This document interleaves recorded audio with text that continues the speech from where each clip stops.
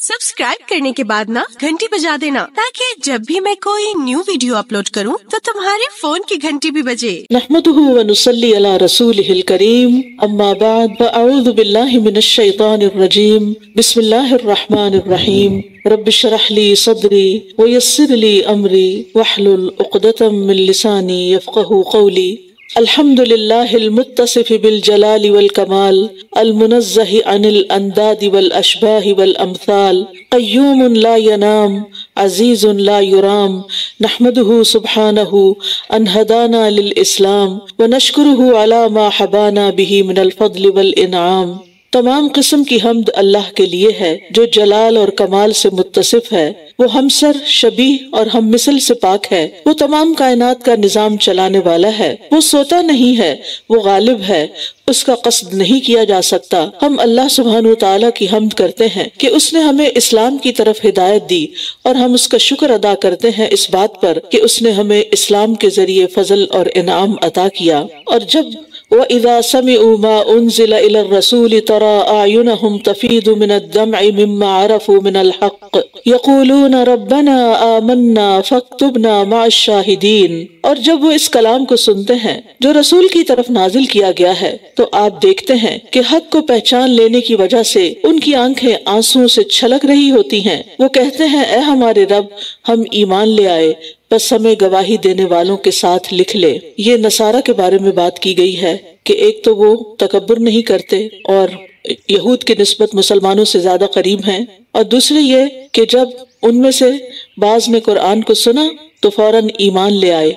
यानी जिस ग्रोह को नसारा के नाम से याद किया गया है कि उनका हाल ये था कि जब उन्होंने रसूलुल्लाह सल्लल्लाहु अलैहि वसल्लम को देखा और उन पर उतरने वाली किताब यानी कुरान करीम को सुना, तो उन्होंने इसका वालेहाना अंदाज में खैर मकदम किया।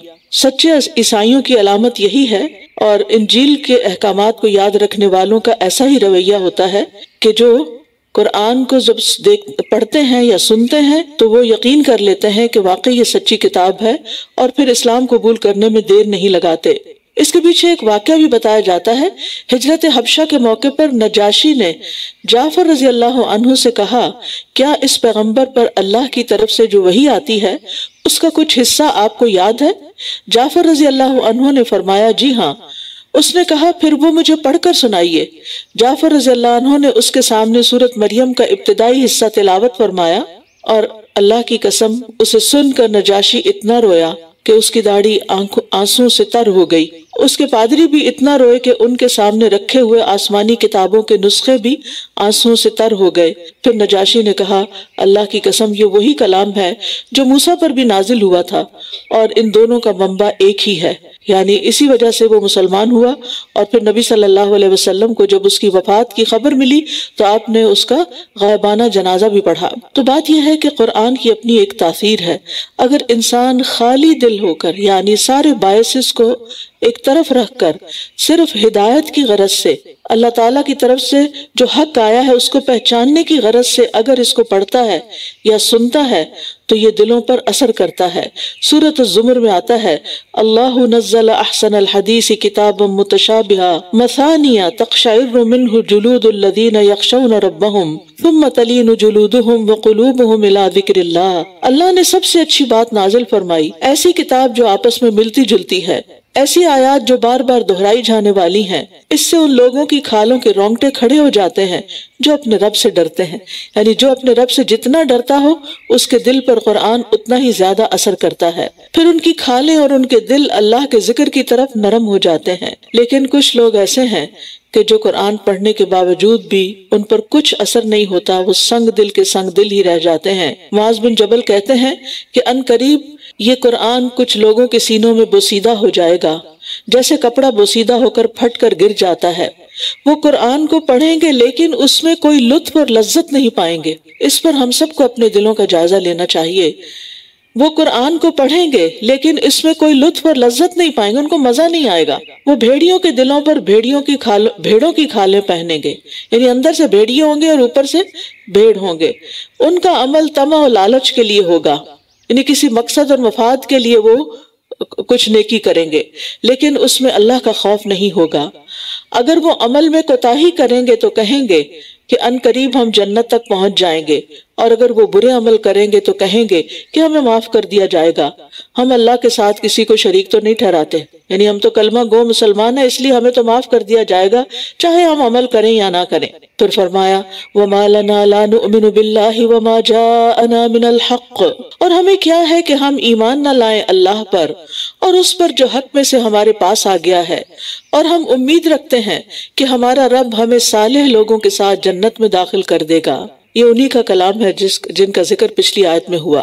تو ان کے اس قول کی وجہ سے اللہ بدلے میں ان کو ایسے باغات عطا کرے گا جن کے نیچے نہریں جاری ہیں، جن میں وہ ہمیشہ رہنے والے ہیں، اور نیکی کرنے والوں کی یہی جزا ہے۔ تو یہاں آپ دیکھتے ہیں کہ ایک اچھی بات کی وجہ سے ان کو جنت کی خوشخبری مل گئی، یعنی اچھی بات نہ صرف یہ کہ صدقہ ہوتی ہے، بلکہ اچھی بات انسان کے لیے آخرت میں نجات کا باعث بھی بن سکتی ہے۔ رسول اللہ صلی اللہ علیہ وسلم نے فرمایا، بے شک کوئی شخص اللہ کو راضی کرنے والی ایک بات کرتا ہے، وہ نہیں سمجھتا کہ اس کا اثر وہاں تک ہوگا جہاں تک حقیقت میں ہو جاتا ہے، اس کی وجہ سے اللہ اس کے لیے اپنی ملاقات کے دن تک اپنی رضامندی لکھ دیتا ہے کہ میں ہمیشہ کے لیے اس سے راضی ہو گیا۔ نبی صلی اللہ علیہ وسلم نے فرمایا، بے شک بندہ اللہ کی رضامندی کی ایک بات زبان سے نکالتا ہے اور اسے وہ کوئی امپورٹنس نہیں دیتا، مگر اس کی وجہ سے اللہ تعالیٰ اس کے درجے بلند کر دیتا ہے۔ تو اس لیے کتنا سنہرا موقع ہے کہ انسان اچھی باتیں ہمیشہ زبان سے نکالے۔ اچھی بات نکالنے سے اپنا دل بھی خوش ہوتا ہے، سامنے والے کا بھی خوش ہوتا ہے، اور سب سے بڑھ کر یہ کہ اللہ راضی ہو جاتا ہے، اور وہ اچھی بات ہمارے نامہ اعمال میں لکھ دی جاتی ہے، حسنات میں شمار کر دی جاتی ہے۔ اس لیے جب بھی بولیں سوچ کر بولیں۔ والذین کفروا وکذبوا بآیاتنا اولئک اصحاب الجحیم، اور وہ لوگ جنہوں نے کفر کیا اور ہماری آیات کو جھٹلایا، یہی لوگ جہنم کے ساتھی ہیں۔ پھر فرمایا یا ایھا الذین آمنوا لا تحرموا طیبات ما احل اللہ لکم ولا تعتدوا ان اللہ لا يحب المعتدین۔ اے لوگو جو ایمان لائے ہو، ان پاکیزہ چیزوں کو حرام مت ٹھہراؤ جو اللہ نے تمہارے لیے حلال کی ہیں، اور نہ تم حد سے تجاوز کرو، بے شک اللہ حد سے تجاوز کرنے والوں کو پسند نہیں کرتا۔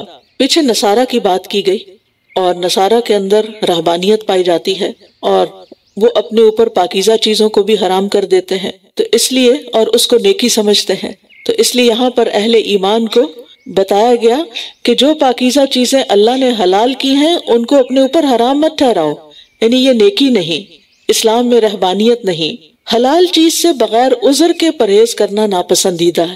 ہاں اگر کسی ڈاکٹر نے آپ کو منع کیا ہے یا کوئی چیز آپ کی صحت کے لیے نقصان دہ ہے، اب دیکھیں یہاں بچوں کو کتنی فوڈ الرجیز ہو جاتی ہیں، وہ بیچارے چاہتے ہوئے بھی نہیں کھا سکتے، کیونکہ کھا لیں تو ان کی جان کے لالے پڑ جاتے ہیں، تو ان کے لیے تو ایک عذر ہے، لیکن عذر کے بغیر صرف نیکی سمجھ کر، صرف تقوی کی علامت سمجھ کر حلال چیزوں کو چھوڑنا یہ درست نہیں، اور یہ ہمارے دین میں پسندیدہ نہیں۔ ہمارے ہاں تقوی کیا ہے؟ شک والی چیزوں کو چھوڑ دو، حرام چیزوں کو چھوڑ دو، یہ ہے اصل تقوی، یہ ہے اللہ تعالیٰ کا حکم۔ اور پھر اسی طرح یہ ہے کہ حلال اور طیب کھانوں کو خود پر حرام نہیں ٹھہرانا چاہیے۔ ایک آدمی نبی صلی اللہ علیہ وسلم کے پاس آیا اور کہنے لگا، اے اللہ کے رسول صلی اللہ علیہ وسلم، جب میں گوشت کھا لیتا ہوں تو عورت کے لیے بے چین ہو جاتا ہوں اور مجھ پر شہوت چھا جاتی ہے، چنانچہ میں نے اپنے آپ پر گوشت کھانا حرام کر لیا ہے۔ اس پر اللہ تعالیٰ نے یہ آیت نازل فرمائی کہ ایسا نہ کیا جائے، یعنی حلال کو حرام نہ کیا جائے۔ وَكُلُوا مِمَّا رَزَقَكُمُ اللَّهُ حَلَالًا طَيِّبًا وَاتَّقُوا اللَّهَ الَّذِي أَنْتُمْ بِهِ مُؤْمِنُونَ، اور اللہ نے جو حلال پاکیزہ رزق تمہیں عطا کیا ہے اس میں سے کھاؤ، یعنی کھانا منع نہیں، بس کلو وشربو ولا تسرفو، جیسے ایک اور جگہ پر آتا ہے کھاؤ پیو لیکن اسراف نہ کرو، حد سے زیادہ نہ کھاؤ۔ تو حلال اور پاکیزہ رزق کھاؤ، لیکن ساتھ کیا کرو؟ اور اللہ سے ڈرو، اللہ کا تقوی اختیار کرو جس پر تم ایمان رکھتے ہو۔ لا یؤاخذکم اللہ باللغو فی ایمانکم ولکن یؤاخذکم بما عقدتم الایمان، اللہ تمہاری قسموں میں سے لغو کس قسم پر تمہارا مواخذہ نہیں کرے گا، لیکن وہ ان قسموں پر تمہارا مواخذہ ضرور کرے گا جو تم نے مضبوط باندھی۔ تو اس قسم توڑنے کا کفارہ 10 مسکینوں کو درمیانے درجے کا کھانا کھلانا ہے، جو تم اپنے گھر والوں کو کھلاتے ہو، یعنی ایوریج جو ایک ویک کے اندر مینیو چل رہا ہوتا ہے، ویکنڈ کا نہیں، یا انہیں کپڑے پہنانا ہے یا ایک گردن کا آزاد کرنا ہے، تو جو کوئی یہ نہ پائے تو 3 دنوں کے روزے رکھنا ہے۔ یہ تمہاری قسموں کا کفارہ ہے جب تم قسم کھا لو، اور اپنی قسموں کی حفاظت کیا کرو۔ اسی طرح اللہ اپنی آیات تمہارے لیے واضح کرتا ہے تاکہ تم شکر ادا کرو۔ تو یہاں یہ بتایا جا رہا ہے کہ اگر انسان کسی بات کی قسم کھا لے تو پھر کیا کرے اگر وہ اس کو پورا نہیں کر سکتا، خاص طور پر اگر طیب فوڈ، حلال فوڈ کو نہ کھانے کی قسم کھا لے۔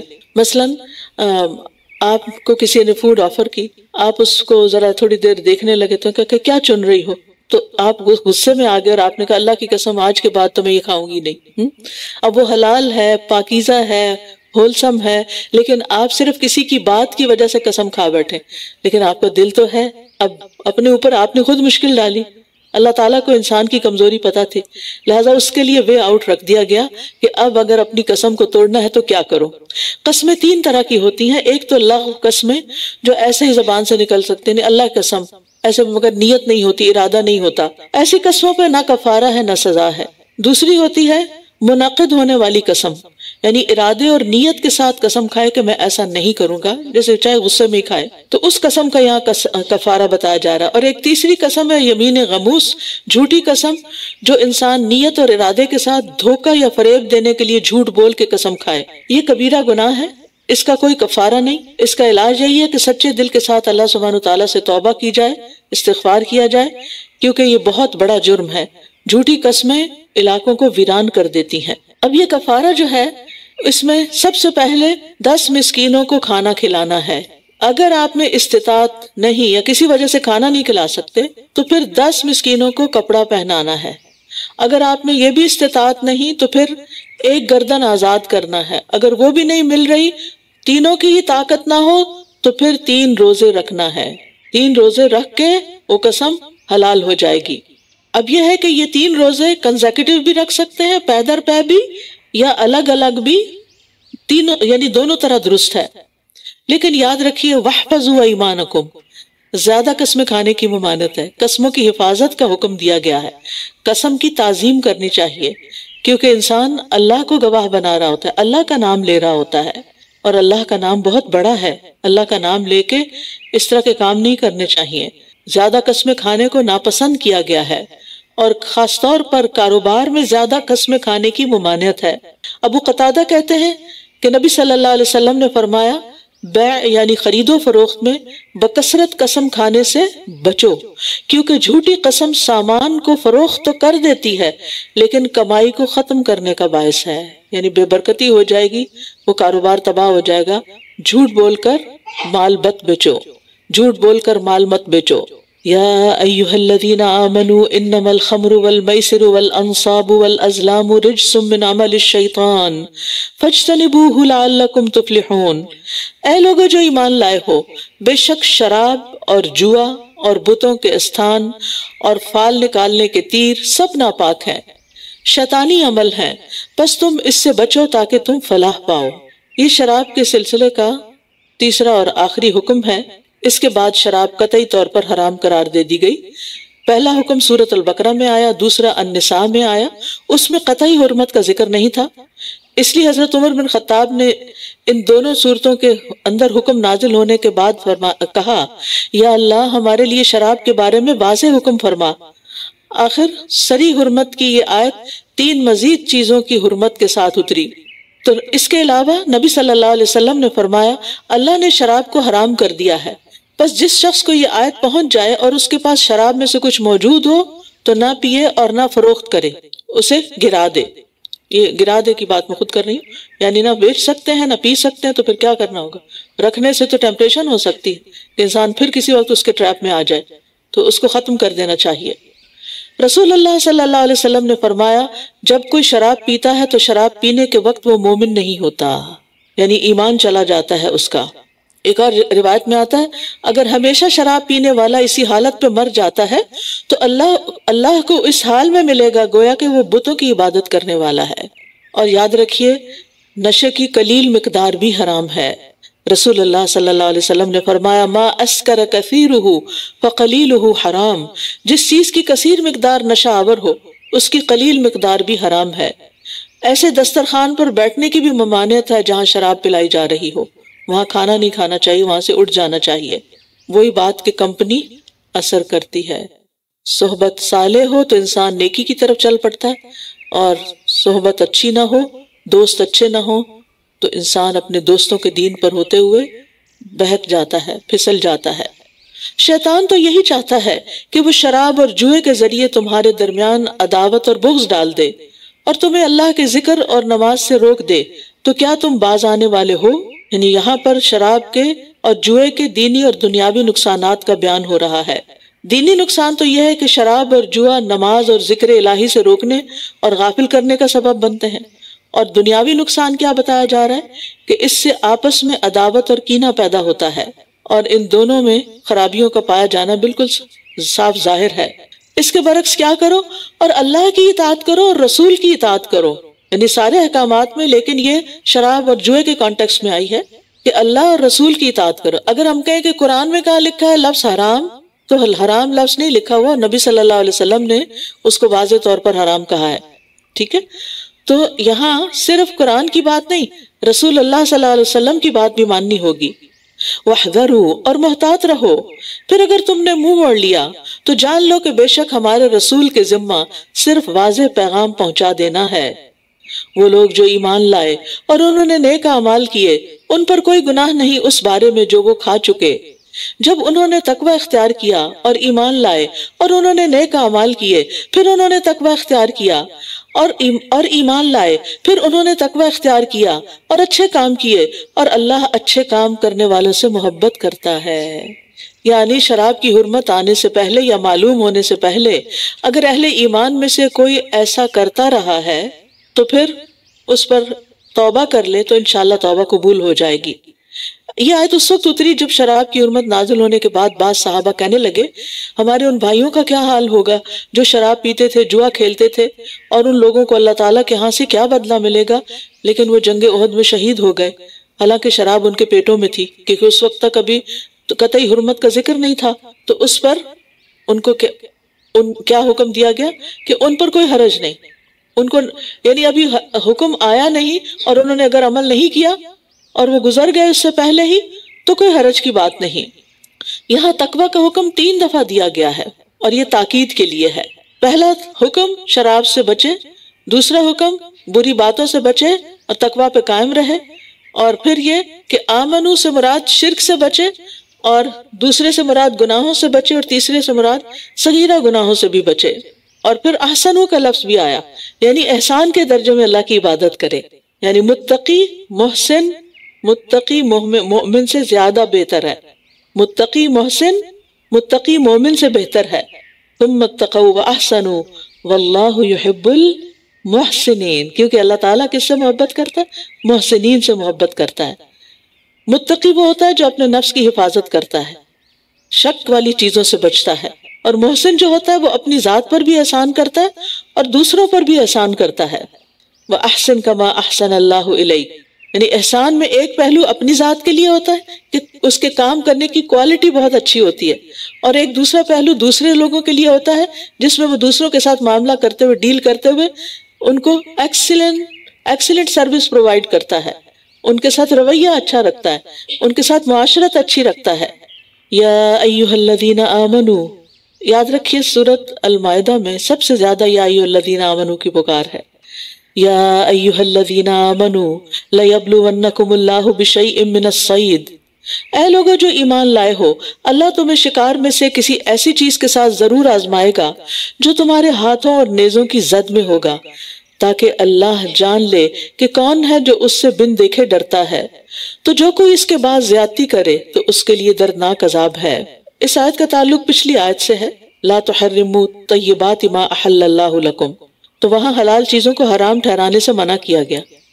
اب اس آیت میں وہ حلال چیزیں ذکر کی گئی ہیں جو کچھ وقت کے لیے بطور امتحان حرام کی گئی، یعنی احرام کی حالت میں کچھ حلال چیزیں بھی حرام ہو جاتی ہیں۔ تو اصل چیز کیا ہے؟ اللہ کی اطاعت۔ جب چاہے کسی چیز کو ہمارے لیے حلال قرار دے اور جب چاہے اسے ہمارے لیے حرام کر دے۔ تو یہاں بتایا جا رہا ہے کہ احرام کی حالت میں خشکی کے جانوروں کا شکار کرنا منع ہے، تاکہ فرما برداروں اور نافرمانوں کے درمیان فرق پتہ چل جائے، آزمائش ہو جائے کہ بن دیکھے اللہ سے کون ڈرتا ہے۔ اور پھر یہاں تنالہ ایدیکم ورماحکم، اس سے کیا مراد ہے؟ یعنی چھوٹے جانور یا جانوروں کے بچے جنہیں تم ہاتھ سے بھی پکڑ سکتے ہو، یا بڑے جانور جن کا تم نیزوں سے شکار کر سکتے ہو۔ جبکہ احرام کی حالت میں خشکی کے جانوروں کا شکار منع ہے، لیکن اب وہ تمہارے پاس آ رہے ہیں، خود آ رہے ہیں امتحان کے لیے کہ اب کرتے کیا ہیں۔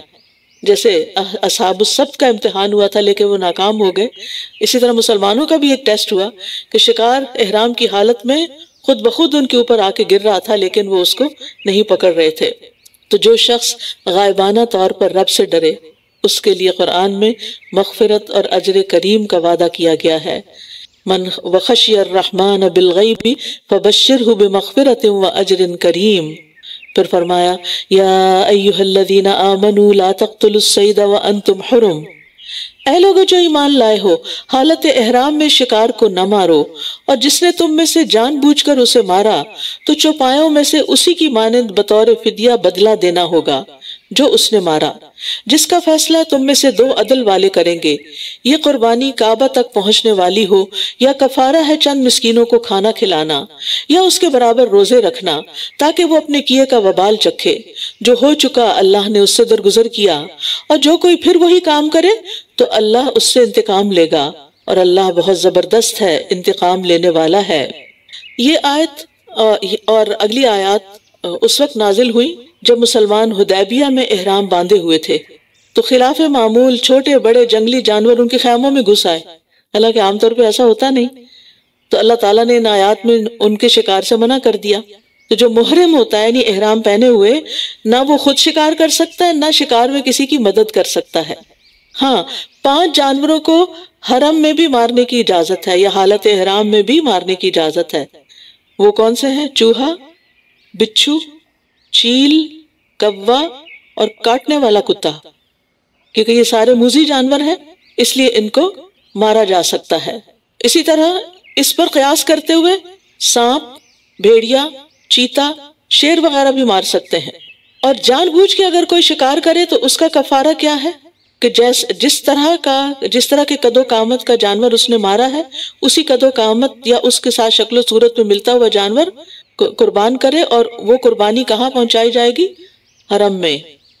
احل لکم صید البحر وطعامہ، احل لکم صید البحر وطعامہ متاعا لکم وللسیارہ، تمہارے لیے سمندر کا شکار اور اس کا کھانا حلال کر دیا گیا جو تمہارے لیے اور قافلوں کے لیے فائدہ مند ہے، لیکن جب تم حالت احرام میں ہو خشکی کا شکار تم پر حرام کیا گیا ہے، اور اللہ سے ڈرو وہ جس کی طرف تم اکٹھے کیے جاؤ گے۔ تو اس سے کیا پتہ چلتا ہے کہ حالت احرام میں خشکی کا شکار منع ہے، سمندر کا نہیں۔ یعنی اگر کچھ لوگ احرام پہن کے وایا سمندر حج کرنے آ رہے ہیں اور راستے میں ان کا زاد راہ ختم ہو جاتا ہے تو مچھلیاں وغیرہ پکڑ کے اپنے کھانے پینے کا بندوبست کر سکتے ہیں۔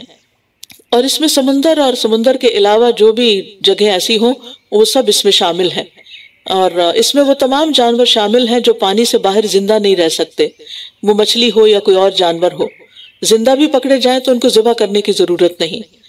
تو پانی میں رہنے والا جو جانور ہے، جو پانی جس کا بسیرا ہے، مولد و مسکن ہے، وہ شکار کرنا حلال ہے۔ اور یہ کوئی صحیح بات نہیں کہ مچھلی کے علاوہ سب کچھ حرام ہے، نہیں، سمندر کے کھانے سب حلال ہیں، کیونکہ طعامہ کی بات کی گئی۔ صحابہ کرام نے نبی صلی اللہ علیہ وسلم سے سمندر کے پانی کے بارے میں پوچھا تو آپ نے فرمایا هو الطہور ماؤہ، اس کا پانی پاک ہے، یعنی وضو وغیرہ کر سکتے ہو۔ الحل میتتہ، اس کا مردار بھی حرام ہے، اس کا مردار بھی حلال ہے۔ یعنی اگر کوئی جانور وہیں اندر مر گیا اور اوپر آ گیا تو اس کو بھی استعمال کر سکتے ہو، کیونکہ اس کے اندر کتنا نمک ہوتا ہے نا سمندر میں، تو وہ ایک پریزرویٹو کا کام کر رہا ہوتا ہے۔ تو آپ جب مچھلی کو ذبح کیے بغیر کھاتے ہیں اور اگر وہ اندر ہی مر گئی ہے، یعنی باہر مری یا اندر مری بات برابر ہے، تو اگر اندر ہی مر گئی ہے اور اوپر تیر رہی ہے تو پکڑ کے اس کو بھی کھا سکتے۔ اور اس کی دلیل کیا ہے نبی صلی اللہ علیہ وسلم نے کچھ صحابہ کو ایک جنگی مہم پہ بھیجا، ان کے پاس کھانے پینے کی چیزیں ختم ہو گئی، تو انہوں نے ٹیلے جیسی ایک بہت ہیوج مچھلی دیکھی جسے سمندر کا پانی کنارے پہ چھوڑ کر ہٹ چکا تھا اور وہ واپس نہیں جا سکتی تھی۔ ابو عبیدہ ان کے امیر تھے، انہوں نے اسے کھانے کی اجازت دے دی۔ 1 ماہ تک 300 آدمی روزانہ اسے کھاتے رہے، اتنی بڑی مچھلی تھی، اور خشک کر کے ساتھ بھی لے آئے۔ رسول اللہ صلی اللہ علیہ وسلم نے فرمایا تمہارے پاس اس کا کچھ گوشت ہے تو ہمیں بھی دو، یعنی جو ساتھ لائے ہو تو ہمیں بھی کھلاؤ۔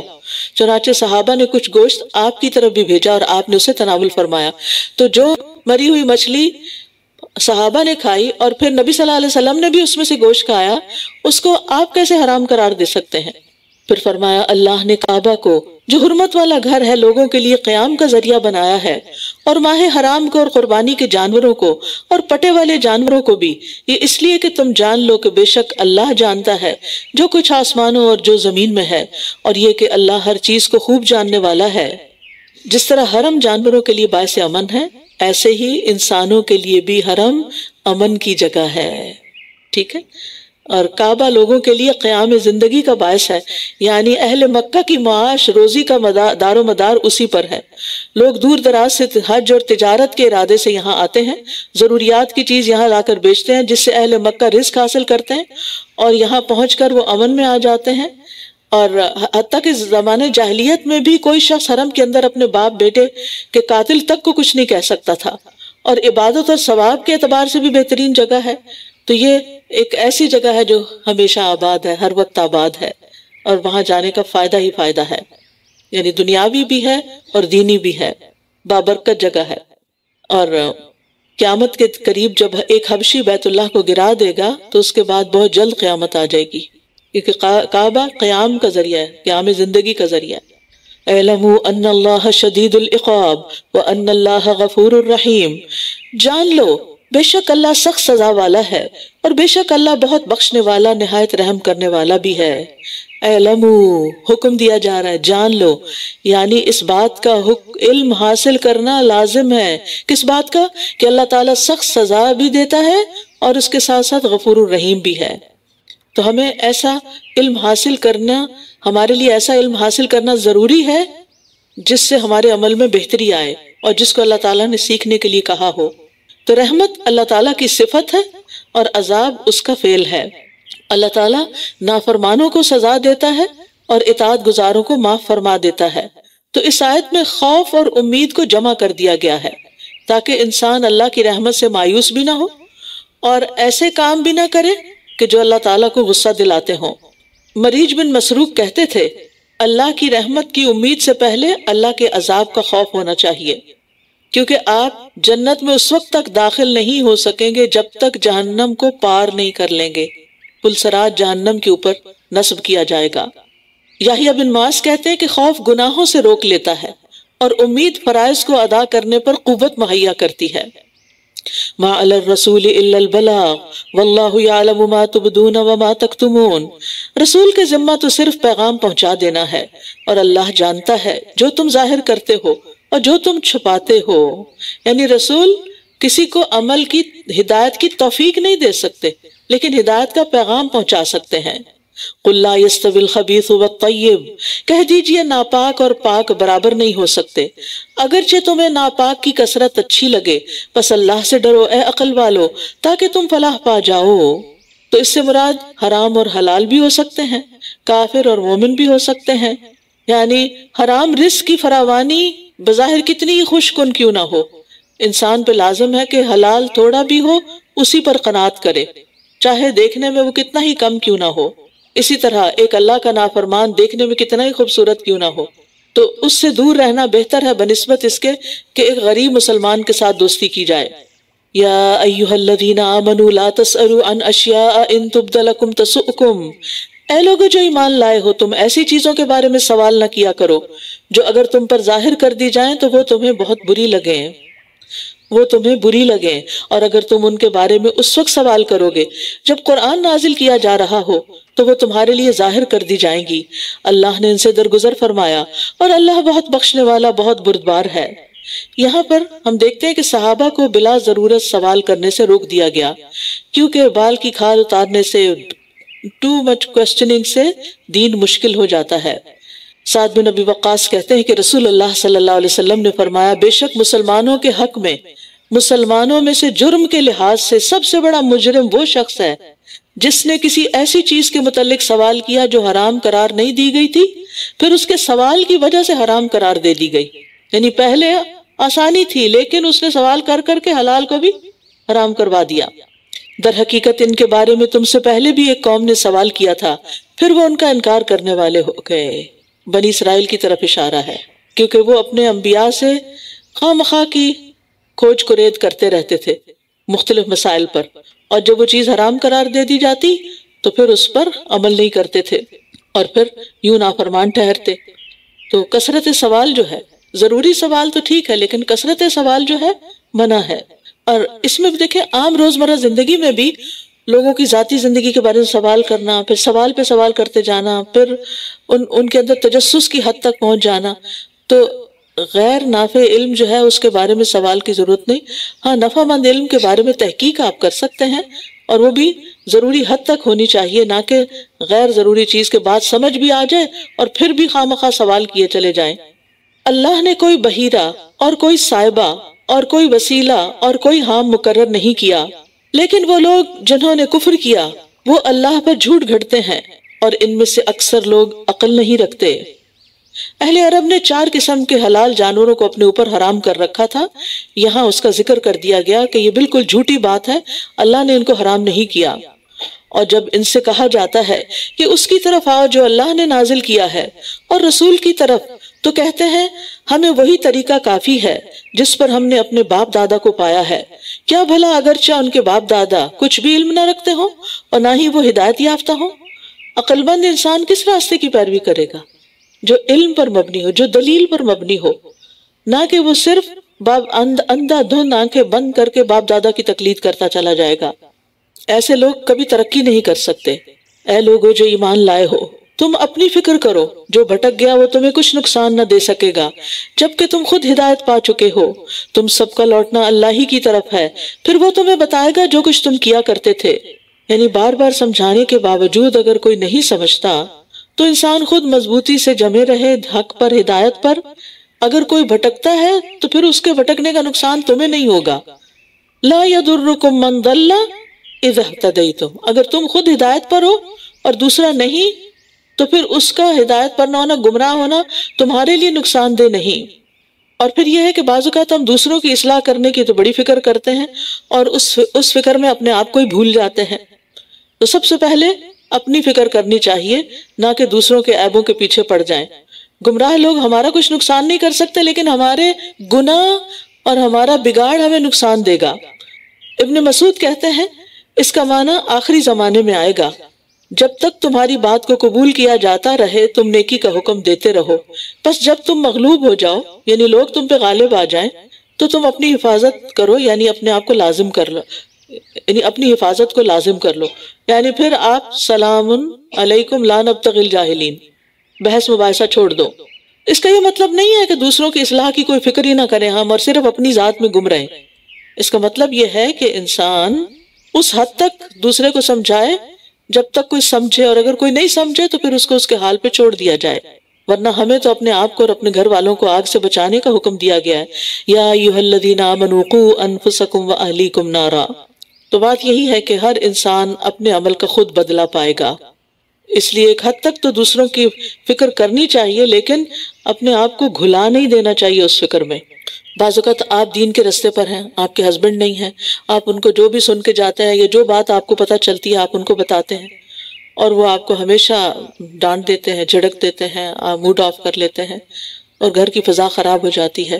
تو پھر ظاہر ہے وہ قوام ہیں، وہ بھی ذمہ دار ہیں، ایڈلٹ ہیں، تو ان کا اگر وہ بات نہیں سنتے تو آپ کا کوئی نقصان نہیں، آپ گھر کی فضا کو خراب نہ کریں، ان کو پھر ان کے حال پہ چھوڑ دیں۔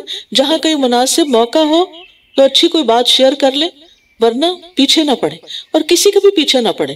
بچوں کو بھی سمجھانے کے بعد ان کو چھوڑ دیں کیونکہ وہ ایک انڈیپینڈنٹ اینٹیٹی ہیں، وہ ہمارا مال نہیں ہے کہ ہم اپنی مٹھی میں اس کو بند کر کے رکھیں۔ بچوں کو بھی سپیس دیں، ان کو بھی سمجھانے کے بعد غلطی کرنے کی بھی گنجائش دیں۔ پھر فرمایا اے لوگو جو ایمان لائے ہو، جب تم میں سے کسی کو موت آئے تو وصیت کرتے وقت تم میں سے 2 عدل والوں کی گواہی ہوگی، یا تمہارے علاوہ 2 اور لوگوں کی۔ اگر تم زمین میں سفر کر رہے ہو پھر تمہیں موت کی مصیبت آ پہنچے تو شک کی صورت میں تم ان دونوں گواہوں کو نماز کے بعد روک لو گے، پھر وہ دونوں اللہ کی قسمیں کھائیں گے کہ ہم اس قسم سے کوئی قیمت نہیں لے رہے اگرچہ وہ رشتہ دار ہو، اور نہ ہم اللہ کی خاطر دی ہوئی گواہی کو چھپا رہے ہیں، اگر ہم ایسا کریں تو بے شک تب ہم یقیناً گناہگاروں میں سے ہوں گے۔ یہ اس کے پیچھے ایک خاص پس منظر ہے، لیکن بات یہی ہے کہ وصیت کرنے کا حکم دیا جا رہا ہے خاص طور پر اس شخص کو کہ جو سفر میں ہو اور اس کی موت کا وقت قریب آ چکا ہو، اسے لگے کہ وہ بچ نہیں سکتا تو اس کو وصیت کر دینی چاہیے۔ عبداللہ ابن عمر سے روایت ہے کہ نبی صلی اللہ علیہ وسلم نے فرمایا کسی مسلمان کو لائق نہیں کہ وہ 3 راتیں اس حال میں گزار دے کہ اس کے پاس اس کی وصیت نہ لکھی ہوئی ہو۔ عبداللہ بن عمر کہتے تھے جب سے میں نے یہ بات سنی ہے اس وقت سے میری وصیت میرے پاس موجود رہتی ہے، پھر اگر اس پر اطلاع ہو جائے کہ یہ دونوں یقینی طور پر گناہ کے مرتکب ہوئے ہیں تو وصیت کرنے والے کے 2 قریب ترین رشتہ دار ان دونوں کی جگہ کھڑے ہوں گے، ان میں سے جن کی حق تلفی ہوئی، پھر وہ دونوں اللہ کی قسمیں کھائیں گے کہ ہماری گواہی ان پہلے دونوں کی گواہی سے زیادہ سچی ہے اور ہم نے کوئی زیادتی نہیں کی، اگر ہم ایسا کریں تب ہم بلا شبہ ظالموں میں شمار ہوں گے۔ یہ طریقہ اس بات کے زیادہ قریب ہے کہ وہ گواہی کو اس کے اصل رخ پر لائیں گے یا وہ ڈریں گے کہ ان کی قسمیں ان ورثاء کی قسموں کے بعد رد کر دی جائیں گی، اور اللہ سے ڈرو اور سنو، اللہ نافرمان لوگوں کو ہدایت نہیں دیتا۔ یوم یجمع اللہ الرسل فیقول ماذا اجبتم قالوا لا علم لنا انک انت علام الغیوب، جس دن اللہ رسولوں کو جمع کرے گا پھر پوچھے گا کہ تمہیں کیا جواب دیا گیا تھا، یعنی تمہاری قوم کی طرف سے۔ وہ کہیں گے ہمیں کچھ علم نہیں، بے شک تو ہی غیب کی باتوں کا خوب علم رکھنے والا ہے۔ یہ سوال پیغمبروں سے کیوں کیا جائے گا؟ یہ اصل میں تو امتوں کو ڈانٹ ڈپٹ اور ملامت کرنے کے لیے ہوگا۔ اللہ تعالیٰ ان مجرموں سے نہیں پوچھے گا، پیغمبروں سے پوچھے گا تاکہ ان پر حجت پوری کر دی جائے۔ پیغمبر کہیں گے لا علم لنا، ہمیں علم نہیں، حالانکہ انہوں نے ان کے اندر عمر گزاری تھی، تو یہ کیوں کہیں گے ہمیں علم نہیں جبکہ انہیں علم تھا؟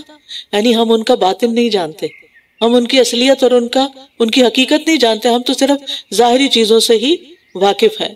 اور یہاں اللہ تعالیٰ کا نام العلام آیا ہے، اور یہ علام جو ہے یہ علیم سے زیادہ مبالغے کا ہے، مبالغے کا صیغہ ہے۔ علیم جو ہے صفت مشبہ کا صیغہ ہے، اور علام جو ہے یعنی بہت زیادہ خوب جاننے والا، ظاہر کو بھی غیب کو بھی، اور اس علم میں اللہ تعالیٰ کو کوئی اور شریک بھی نہیں۔ اذ قال اللہ یا عیسی ابن مریم اذکر نعمتی علیک وعلی والدتک، جب اللہ فرمائے گا اے عیسی ابن مریم میری اس نعمت کو یاد کرو جو تم پر اور تمہاری والدہ پر ہوئی، جب میں نے روح القدس کے ساتھ تمہاری تائید کی، تم گہوارے اور ادھیڑ عمر میں لوگوں سے کلام کرتے تھے، اور جب میں نے تمہیں کتاب و حکمت اور تورات اور انجیل کی تعلیم دی، اور جب تم نے میرے اذن سے مٹی سے پرندے کی شکل کی مانند بناتے، اور جب تم میرے اذن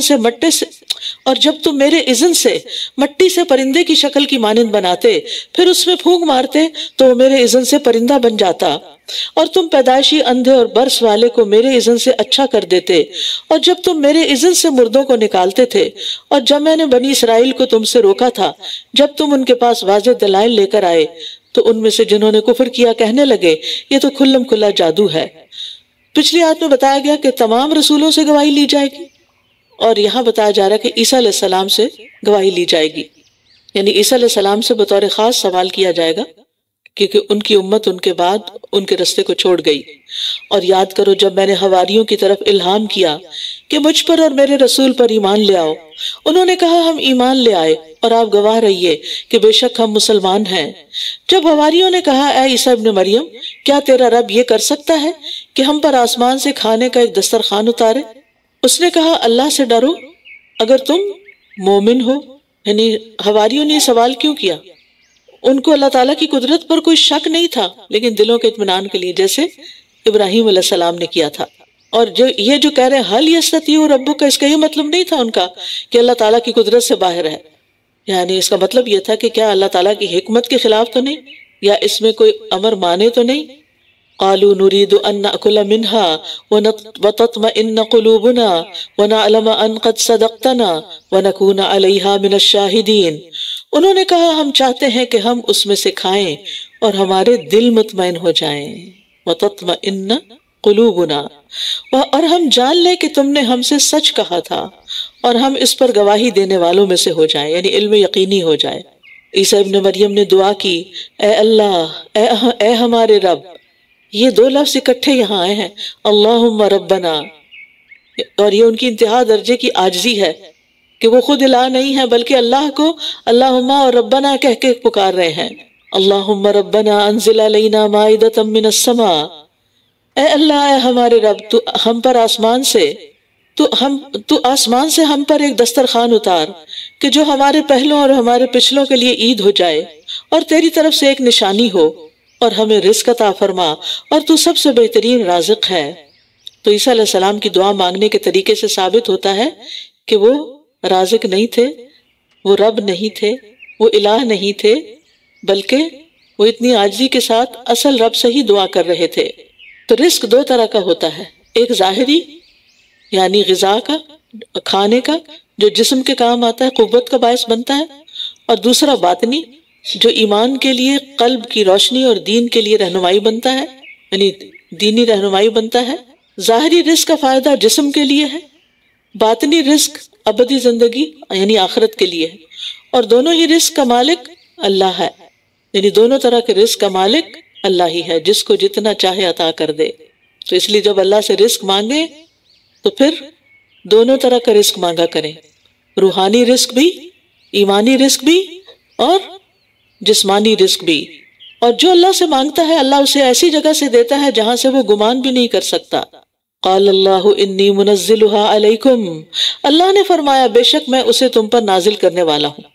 پھر تم میں سے جو کوئی اس کے بعد ناشکری کرے گا تو میں ضرور اسے ایسا عذاب دوں گا کہ اس جیسا عذاب میں نے جہان والوں میں سے کسی ایک کو بھی نہ دیا ہوگا.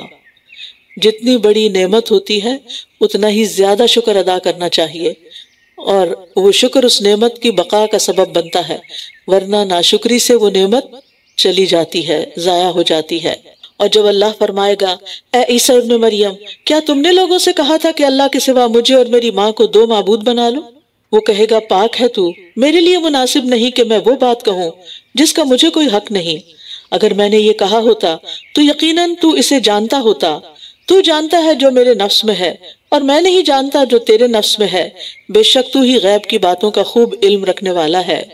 میں نے تو انہیں بس وہی کہا تھا جس کا تو نے مجھے حکم دیا تھا کہ اللہ کی عبادت کرو جو میرا رب ہے اور تمہارا رب بھی، اور میں ان پر گواہ رہا جب تک میں ان میں تھا.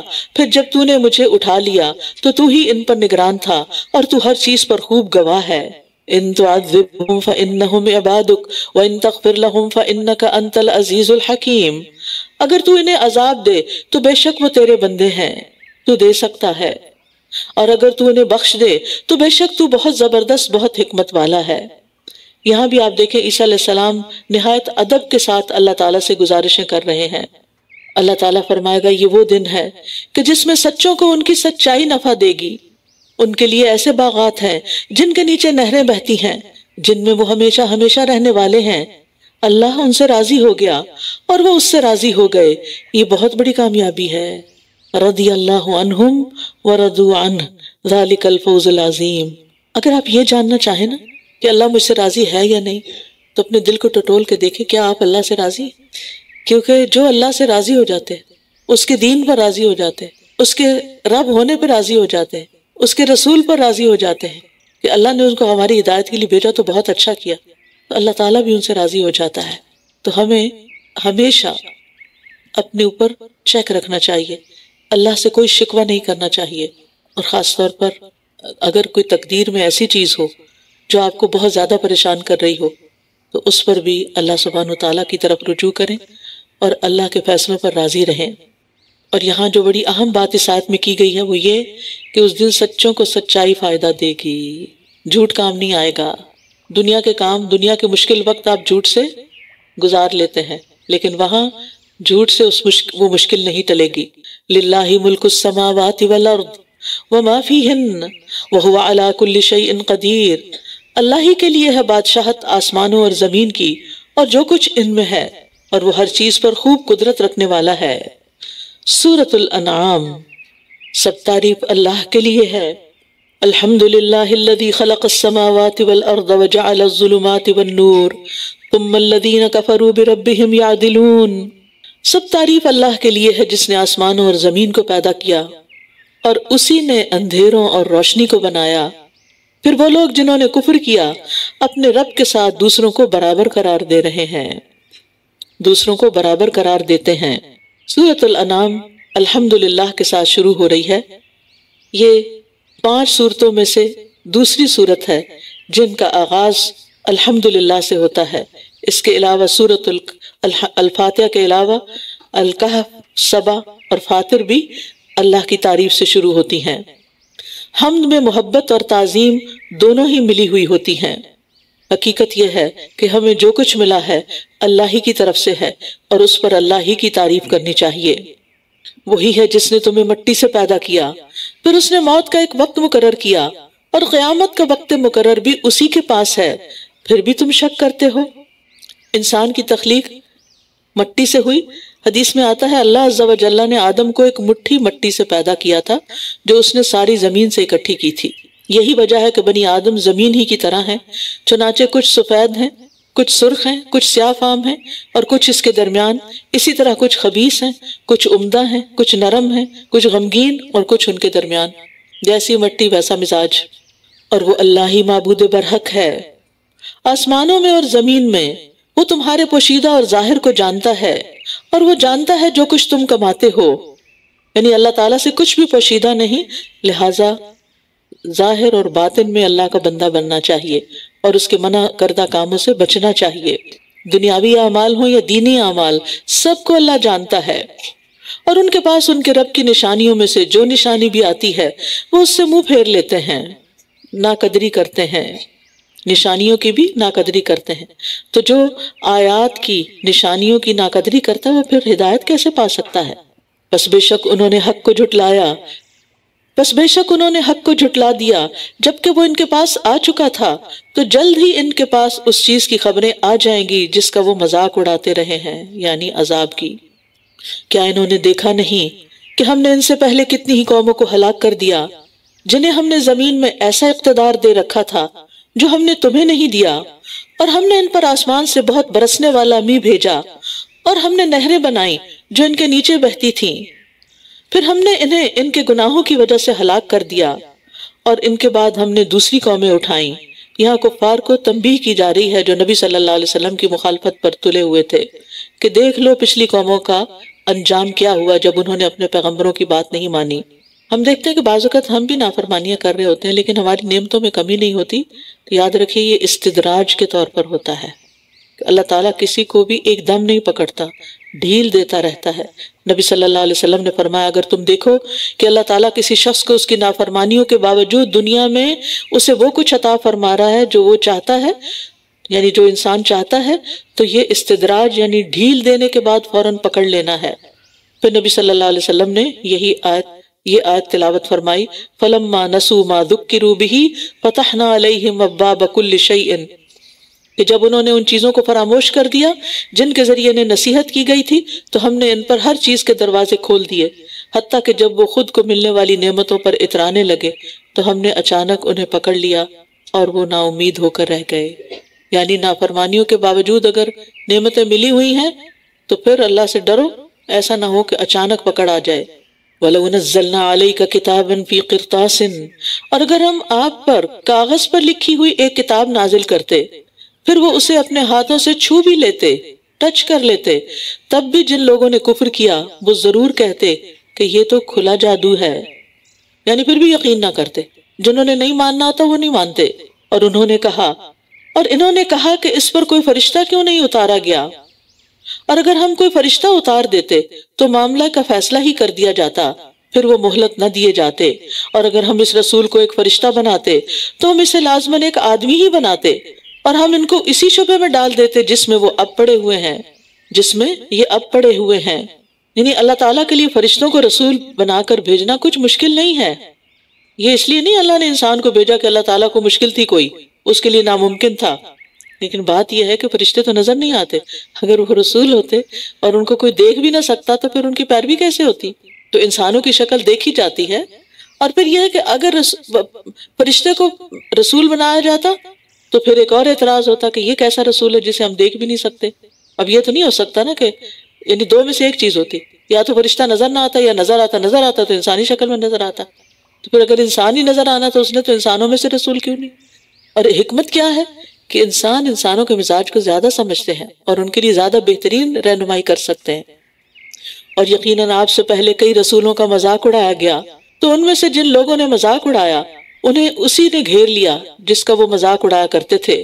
تو یہاں بڑی تسلی دی جا رہی ہے نبی صلی اللہ علیہ وسلم کو، اور ہمیں بھی اس میں تسلی پانی چاہیے کہ اگر ہم دین کے راستے پہ چلیں گے تو مذاق اڑایا جائے گا، لیکن اگر کوئی مذاق اڑائے تو دل شکستہ نہ ہو، پریشان نہ ہو، غمگین نہ ہو، کیونکہ تمام انبیاء کا مذاق اڑایا گیا.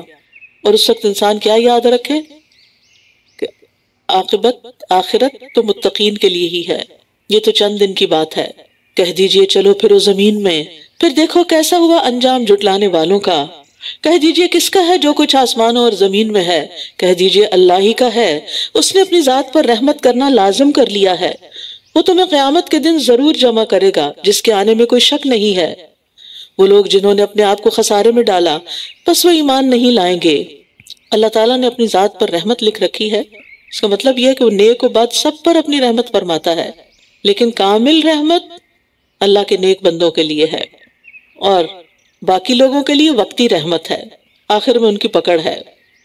وَلَهُ مَا سَكَنَ فِي اللَّيْلِ وَالنَّهَارِ، اور اسی کی ملکیت میں ہے جو کچھ دن اور رات میں ٹھہرا ہوا ہے، اور وہ خوب سننے والا خوب جاننے والا ہے.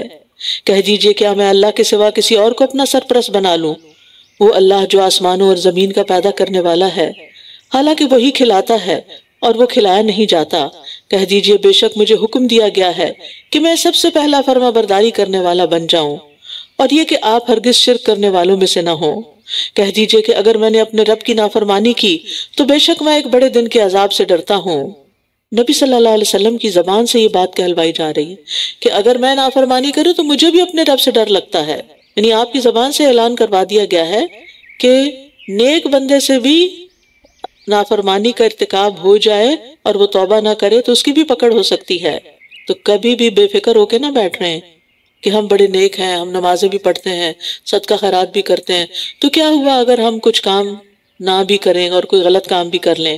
نہیں، ہمیشہ اللہ سے ڈرتے ہوئے زندگی بسر کرنی چاہیے. جس کسی سے اس دن وہ عذاب پھیر دیا گیا تو یقیناً اس نے اس پر رحم کیا، اور یہی واضح کامیابی ہے. وَإِن يَمْسَسْكَ اللَّهُ بِضُرٍّ فَلَا كَاشِفَ لَهُ إِلَّا هُوَ وَإِن يَمْسَسْكَ بِخَيْرٍ فَهُوَ عَلَى كُلِّ شَيْءٍ قَدِيرٌ. اور اگر اللہ تمہیں کوئی نقصان پہنچائے تو اس کے سوا کوئی اسے دور کرنے والا نہیں، اور اگر وہ تمہیں کوئی خیر پہنچائے تو وہ ہر چیز پر خوب قدرت رکھنے والا ہے. تو اس سے کیا پتہ چلتا ہے کہ نفع نقصان کا مالک صرف اللہ ہے. اگر وہ نقصان پہنچائے تو کوئی اور دور نہیں کر سکتا. فلا کاشف لہ الا ہو.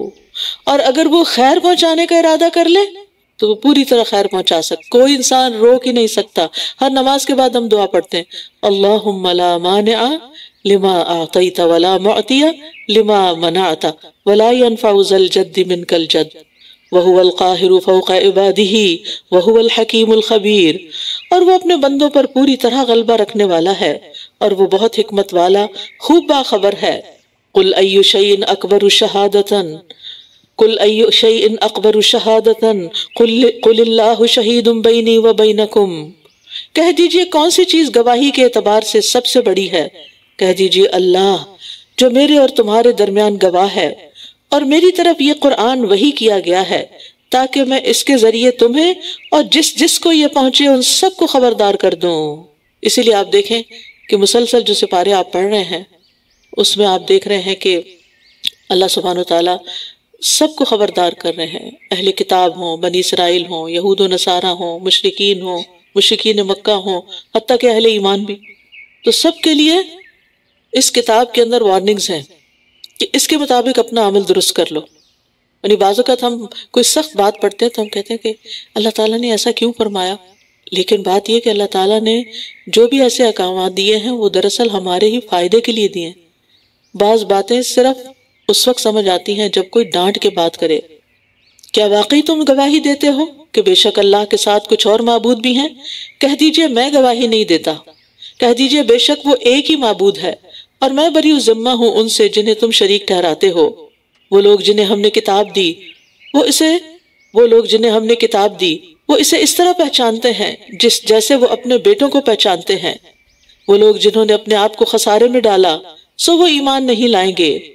اہل کتاب اپنے دلوں میں نبی صلی اللہ علیہ وسلم کی سچائی کو مانتے تھے، انہیں شک نہیں تھا، جیسے کسی کو اپنے بیٹے کو پہچاننے میں کوئی شک نہیں ہوتا، لیکن ضد اور ہٹ درمی کی وجہ سے اقرار نہیں کرتے تھے، کہتے نہیں تھے، انکار کر کے اپنے آپ کو خسارے میں ڈال رہے تھے۔ تو ایسے لوگوں سے ایمان کی امید نہیں رکھی جا سکتی۔ جو شخص ضد میں آ جائے نا، پر اس سے پھر کسی خیر کی توقع نہ رکھے۔ اور اس سے بڑا ظالم کون ہے جو اللہ پر جھوٹ گھڑ لے یا اس کی آیات کو جھٹلائے؟ بے شک ظالم لوگ فلاح نہیں پائیں گے۔ اور جس دن ہم ان سب کو اکٹھا کریں گے، پھر ہم ان شرک کرنے والوں سے پوچھیں گے کہاں ہے تمہارے وہ شریک جن کے معبود ہونے کا تم دعویٰ کرتے تھے؟ پھر ان کا عذر بس یہی ہوگا کہ یہ کہیں گے قسم اللہ کی جو ہمارا رب ہے، ہم شرک کرنے والے نہ تھے۔ سبحان اللہ، یعنی سب کچھ کر کے اور وہاں جھوٹ بولیں گے۔ سمجھتے ہوں گے جیسے دنیا میں جھوٹ بول کے کام نکال لیتے تھے، یہاں بھی کچھ ہو جائے گا، یہاں بھی مسئلہ حل ہو جائے گا۔ انظر کیف کذبوا علی انفسہم، دیکھیے کیسے انہوں نے خود اپنے بارے میں جھوٹ بولا، اور ان سے گم ہو گئے وہ سب جو یہ گھڑا کرتے تھے، اور ان سے گم ہو گئے وہ سب جو یہ گھڑا کرتے تھے۔ اور ان میں سے کوئی وہ ہے جو آپ کی طرف کان لگاتا ہے، اور ہم نے ان کے دلوں پر پردے ڈال دیے ہیں کہ وہ اسے سمجھ ہی نہ سکیں، اور ان کے کانوں میں بوجھ ہے، اور اگر یہ ہر نشانی دیکھ لیں تب بھی اس پر ایمان نہیں لائیں گے، یہاں تک کہ جب یہ آپ کے پاس آتے ہیں تو آپ سے جھگڑا کرتے ہیں۔ یہ لوگ جنہوں نے کفر کیا کہتے ہیں کہ یہ تو محض پہلوں کی کہانیاں ہیں، اور یہ دوسروں کو بھی اس سے روکتے ہیں اور خود بھی اس سے رکے رہتے ہیں، اور یہ محض اپنے آپ ہی کو ہلاک کر رہے ہیں، اور یہ شعور نہیں رکھتے۔ یعنی یہ لوگ صرف خود ہی قرآن کے بارے میں ڈاؤٹس نہیں رکھتے یا تان و تشنیع نہیں کرتے، بلکہ اوروں کو بھی اس طرف آنے سے روکتے ہیں۔ اور آپ دیکھیے افسوس کے ساتھ کہنا پڑتا ہے کہ ہم مسلمانوں کے اندر ایسے لوگ ہیں کہ جو قرآن پڑھنے سے لوگوں کو خاص طور پر ترجمہ پڑھنے سے روکتے ہیں اور خود بھی دور رہتے ہیں۔ اور اگر آپ وہ وقت دیکھیں جب یہ آگ پر کھڑے کیے جائیں گے تو یہ کہیں گے اے کاش ہم واپس لوٹا دیے جائیں اور ہم اپنے رب کی آیات کو نہ جھٹلائیں اور ہم ایمان لانے والوں میں سے ہو جائیں، بلکہ ان کے لیے وہ سب ظاہر ہو جائے گا جو اس سے پہلے یہ چھپایا کرتے تھے، اور اگر یہ دنیا میں لوٹا بھی دیے جائیں تو یہ ضرور وہی کچھ کریں گے جس سے یہ روکے گئے تھے، اور بلا شبہ یقیناً یہ جھوٹے ہیں۔ یعنی قیامت کے دن ہر چیز کی حقیقت کھل جائے گی۔ اس سے پہلے جس کفر اور شرک اور نفاق کو وہ جھوٹی قسمیں کھا کے چھپانے کی کوشش کر رہے تھے، اس کی اصل حقیقت کھل جائے گی۔ وَقَالُوا إِنْ هِيَ إِلَّا حَيَاتُنَا الدُّنْيَا وَمَا نَحْنُ بِمَبْعُوثِينَ، اور یہ کہتے ہیں کہ ہماری یہ دنیا کی زندگی اصل زندگی ہے اور ہم ہرگز اٹھائے جانے والے نہیں ہیں۔ یعنی قیامت کا انکار کرتے ہیں، مرنے کے بعد دوبارہ زندہ ہونے کا انکار کرتے ہیں۔ اور اگر آپ وہ وقت دیکھیں جب یہ اپنے رب کے سامنے کھڑے کیے جائیں گے تو وہ فرمائے گا کیا یہ حق نہیں ہے؟ یہ کہیں گے کیوں نہیں، ہمارے رب کی قسم۔ وہ فرمائے گا پھر چکھو عذاب اس کفر کی وجہ سے جو تم کیا کرتے تھے۔ قد خسر الذین کذبوا بلقاء اللہ، یقیناً خسارے میں رہے وہ لوگ جنہوں نے اللہ کی ملاقات کو جھٹلایا۔ یہاں تک کہ جب ان کے پاس قیامت کی گھڑی اچانک آ جائے گی، یہ کہیں گے ہائے افسوس اس پر جو ہم نے اس میں کوتاہی کی، اور یہ اپنے بوجھ اپنی پشتوں پر اٹھائے ہوئے ہوں گے۔ خبردار کتنا برا ہے وہ بوجھ جو یہ اٹھائیں گے۔ وَمَا الْحَيَاةُ الدُّنْيَا إِلَّا لَعِبٌ وَلَهْوٌ وَلَلدَّارُ الْآخِرَةُ خَيْرٌ لِلَّذِينَ يَتَّقُونَ أَفَلَا تَعْقِلُونَ، اور دنیا کی زندگی کھیل اور تماشے کے سوا کچھ نہیں، اور آخرت کا گھر یقیناً بہتر ہے ان لوگوں کے لیے جو تقوی اختیار کرتے ہیں۔ کیا پھر تم عقل سے کام نہیں لیتے؟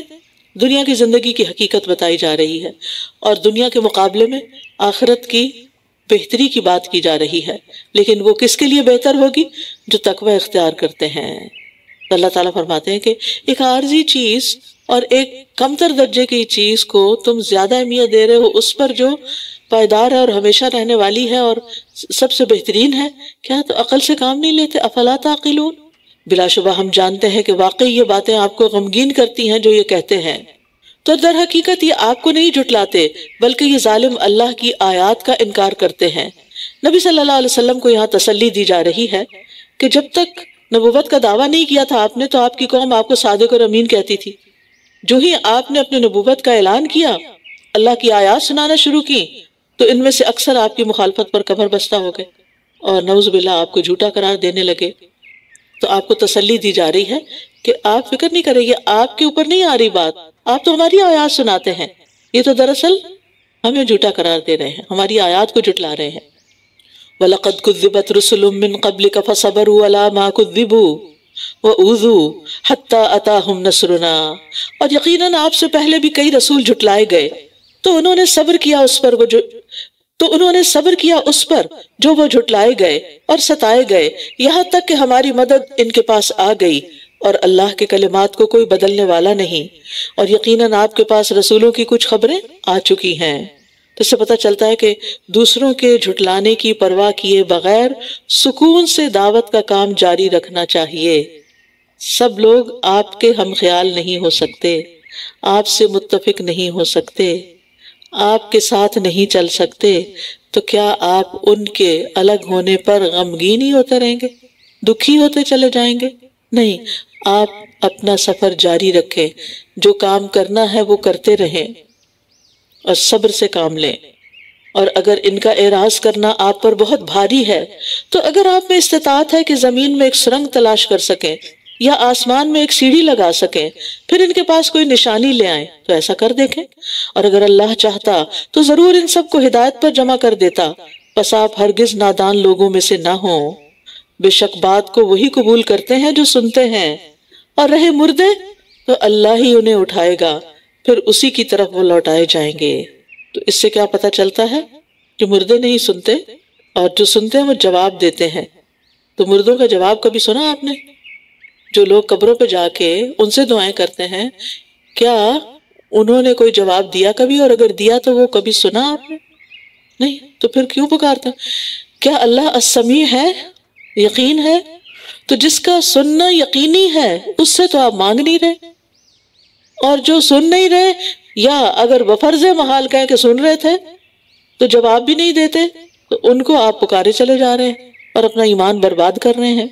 اور یہ کہتے ہیں اس نبی پر اس کے رب کی طرف سے کوئی نشانی کیوں نہیں اتاری گئی؟ کہہ دیجئے بے شک اللہ اس پر قادر ہے کہ وہ کوئی نشانی اتارے، لیکن ان کی اکثریت علم نہیں رکھتی۔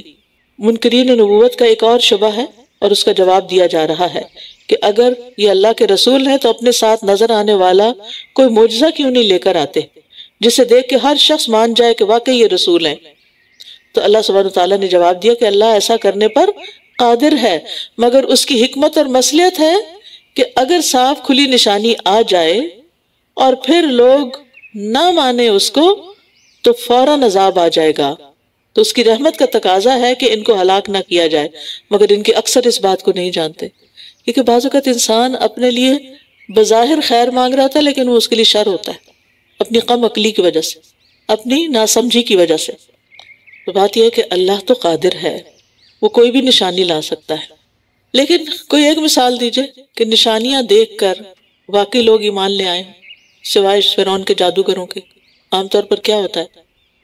قوم صالح کو اونٹنی دکھائی گئی، اہل مکہ نے چاند کا اپنے آنکھوں سے نیکڈ آئی سے چاند کا 2 حصوں میں بٹنا اور پھر 2 مختلف سمت سے دوبارہ واپس جا کے جڑنا، یہ سب انہوں نے دیکھا، لیکن ضد کا شکار تھے، اس لیے سننا ہی نہیں چاہتے تھے، سنا ہی نہیں۔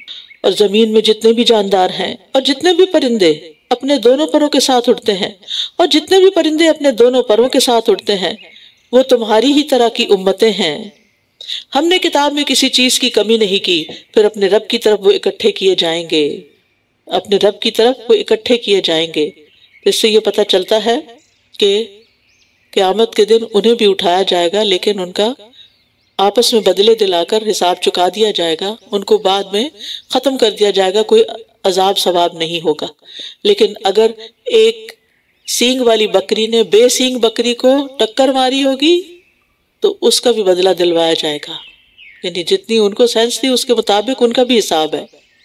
والذین کذبوا بآیاتنا صم وبکم فی الظلمات، اور جن لوگوں نے ہماری آیات کو جھٹلایا وہ بہرے اور گنگے ہیں، اندھیروں میں ہیں، جسے اللہ چاہتا ہے اسے بھٹکا دیتا ہے اور جسے چاہتا ہے اسے سیدھے رستے پر ڈال دیتا ہے۔ کہہ دیجئے کیا تم نے کبھی غور کیا کہ اگر تمہارے پاس اللہ کا عذاب آ جائے یا تم پر قیامت کی گھڑی آ جائے تو کیا اس وقت تم اللہ کے سوا کسی اور کو پکارو گے؟ اگر تم اپنی بات میں سچے ہو تو بتاؤ، مشکل وقت میں کس کو پکارتے تھے اہل مکہ بھی؟ اللہ سبحانہ تعالیٰ کو، اور سارے بت بھول جاتے تھے، بلکہ صرف اسی کو تم پکارو گے، پھر اگر وہ چاہے گا تو اس مصیبت کو دور کر دے گا جس کے لیے تم اسے پکارو گے، اور تم بھول جاؤ گے جنہیں تم شریک ٹھہراتے تھے۔ اور یقیناً ہم نے آپ سے پہلے کئی امتوں کی طرف رسول بھیجے، پھر ہم نے انہیں تنگی اور تکلیف کے ساتھ پکڑ لیا تاکہ وہ بھی عاجزی کریں۔ پھر کیوں نہ انہوں نے عاجزی اختیار کی جب ان پر ہمارا عذاب آیا، پھر کیوں انہوں نے عاجزی اختیار نہ کی جب ان پر ہمارا عذاب آیا، بلکہ ان کے دل اور سخت ہو گئے اور شیطان نے ان کے لیے خوبصورت بنا دیا جو کچھ وہ کیا کرتے تھے۔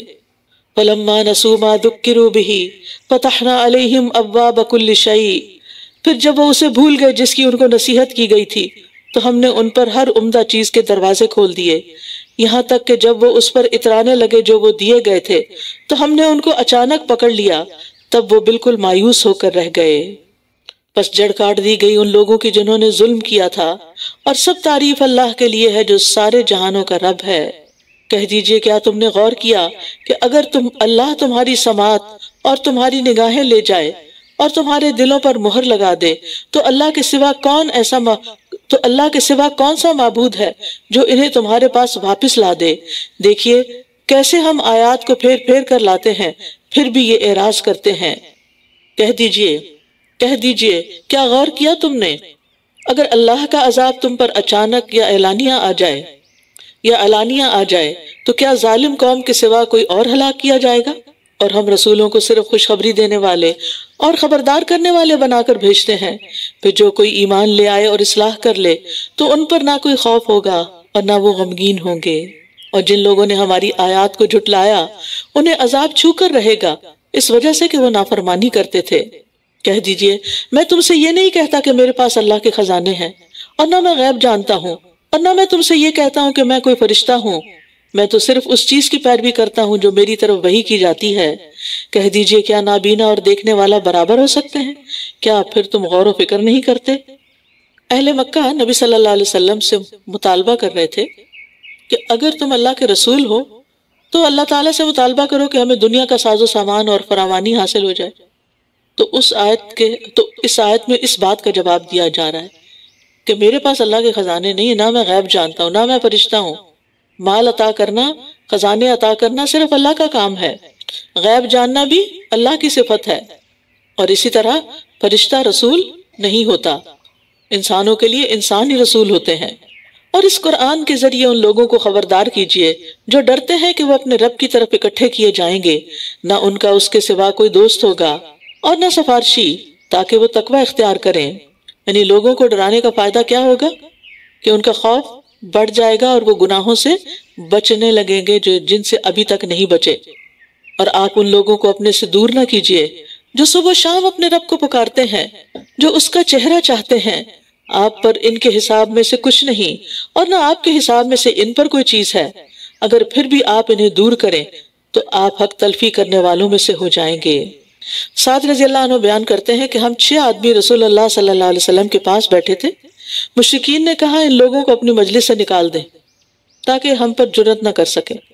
ان لوگوں میں میں تھا، ابن مسعود تھے، حذیل کا ایک اور آدمی، اور 2 اور جن کا میں نام نہیں لیتا۔ تو رسول اللہ صلی اللہ علیہ وسلم کے دل میں اللہ نے جو چاہا خیال آیا۔ آپ ابھی سوچ ہی رہے تھے کہ اللہ تعالیٰ نے آیت نازل فرما دی۔ یعنی مشرکین نے کیا مطالبہ کیا تھا؟ ان لوگوں کو مجلس سے نکال دیں پھر ہم آئیں گے، ہم ان کے برابر نہیں بیٹھ سکتے۔ اب جو بھی آپ سوچ رہے تھے اللہ تعالیٰ نے آیت اتار دی کہ نہیں، آپ ان کو دور نہیں پھینکیں گے، آپ ان کو اپنے سے دور نہیں کریں گے۔ یاد رکھیے زندگی میں وہ شخص جو اللہ کا طالب ہو، اللہ سے محبت رکھتا ہو، چاہے وہ غریب ہی کیوں نہ ہو، اس کو سب سے مقدم رکھا جائے، اس کو عزت دی جائے، اس سے محبت کی جائے۔ ہم دعا بھی کرتے ہیں نا، اللہم ارزقنا حبک وحب من یحبک وحب عمل یقربنی الی حبک۔ اور اسی طرح ہم نے ان کے بعض کو بعض کے ذریعے آزمایا تاکہ وہ کہیں کیا یہی وہ لوگ ہیں جن پر اللہ نے ہمارے درمیان میں سے احسان کیا ہے؟ کیا اللہ شکر کرنے والوں کو بخوبی جاننے والا نہیں؟ اب ہوا یہ کہ یہ کمزور لوگ جو تھے، ان کا ایمان لانا سرداروں کے لیے آزمائش بن گیا۔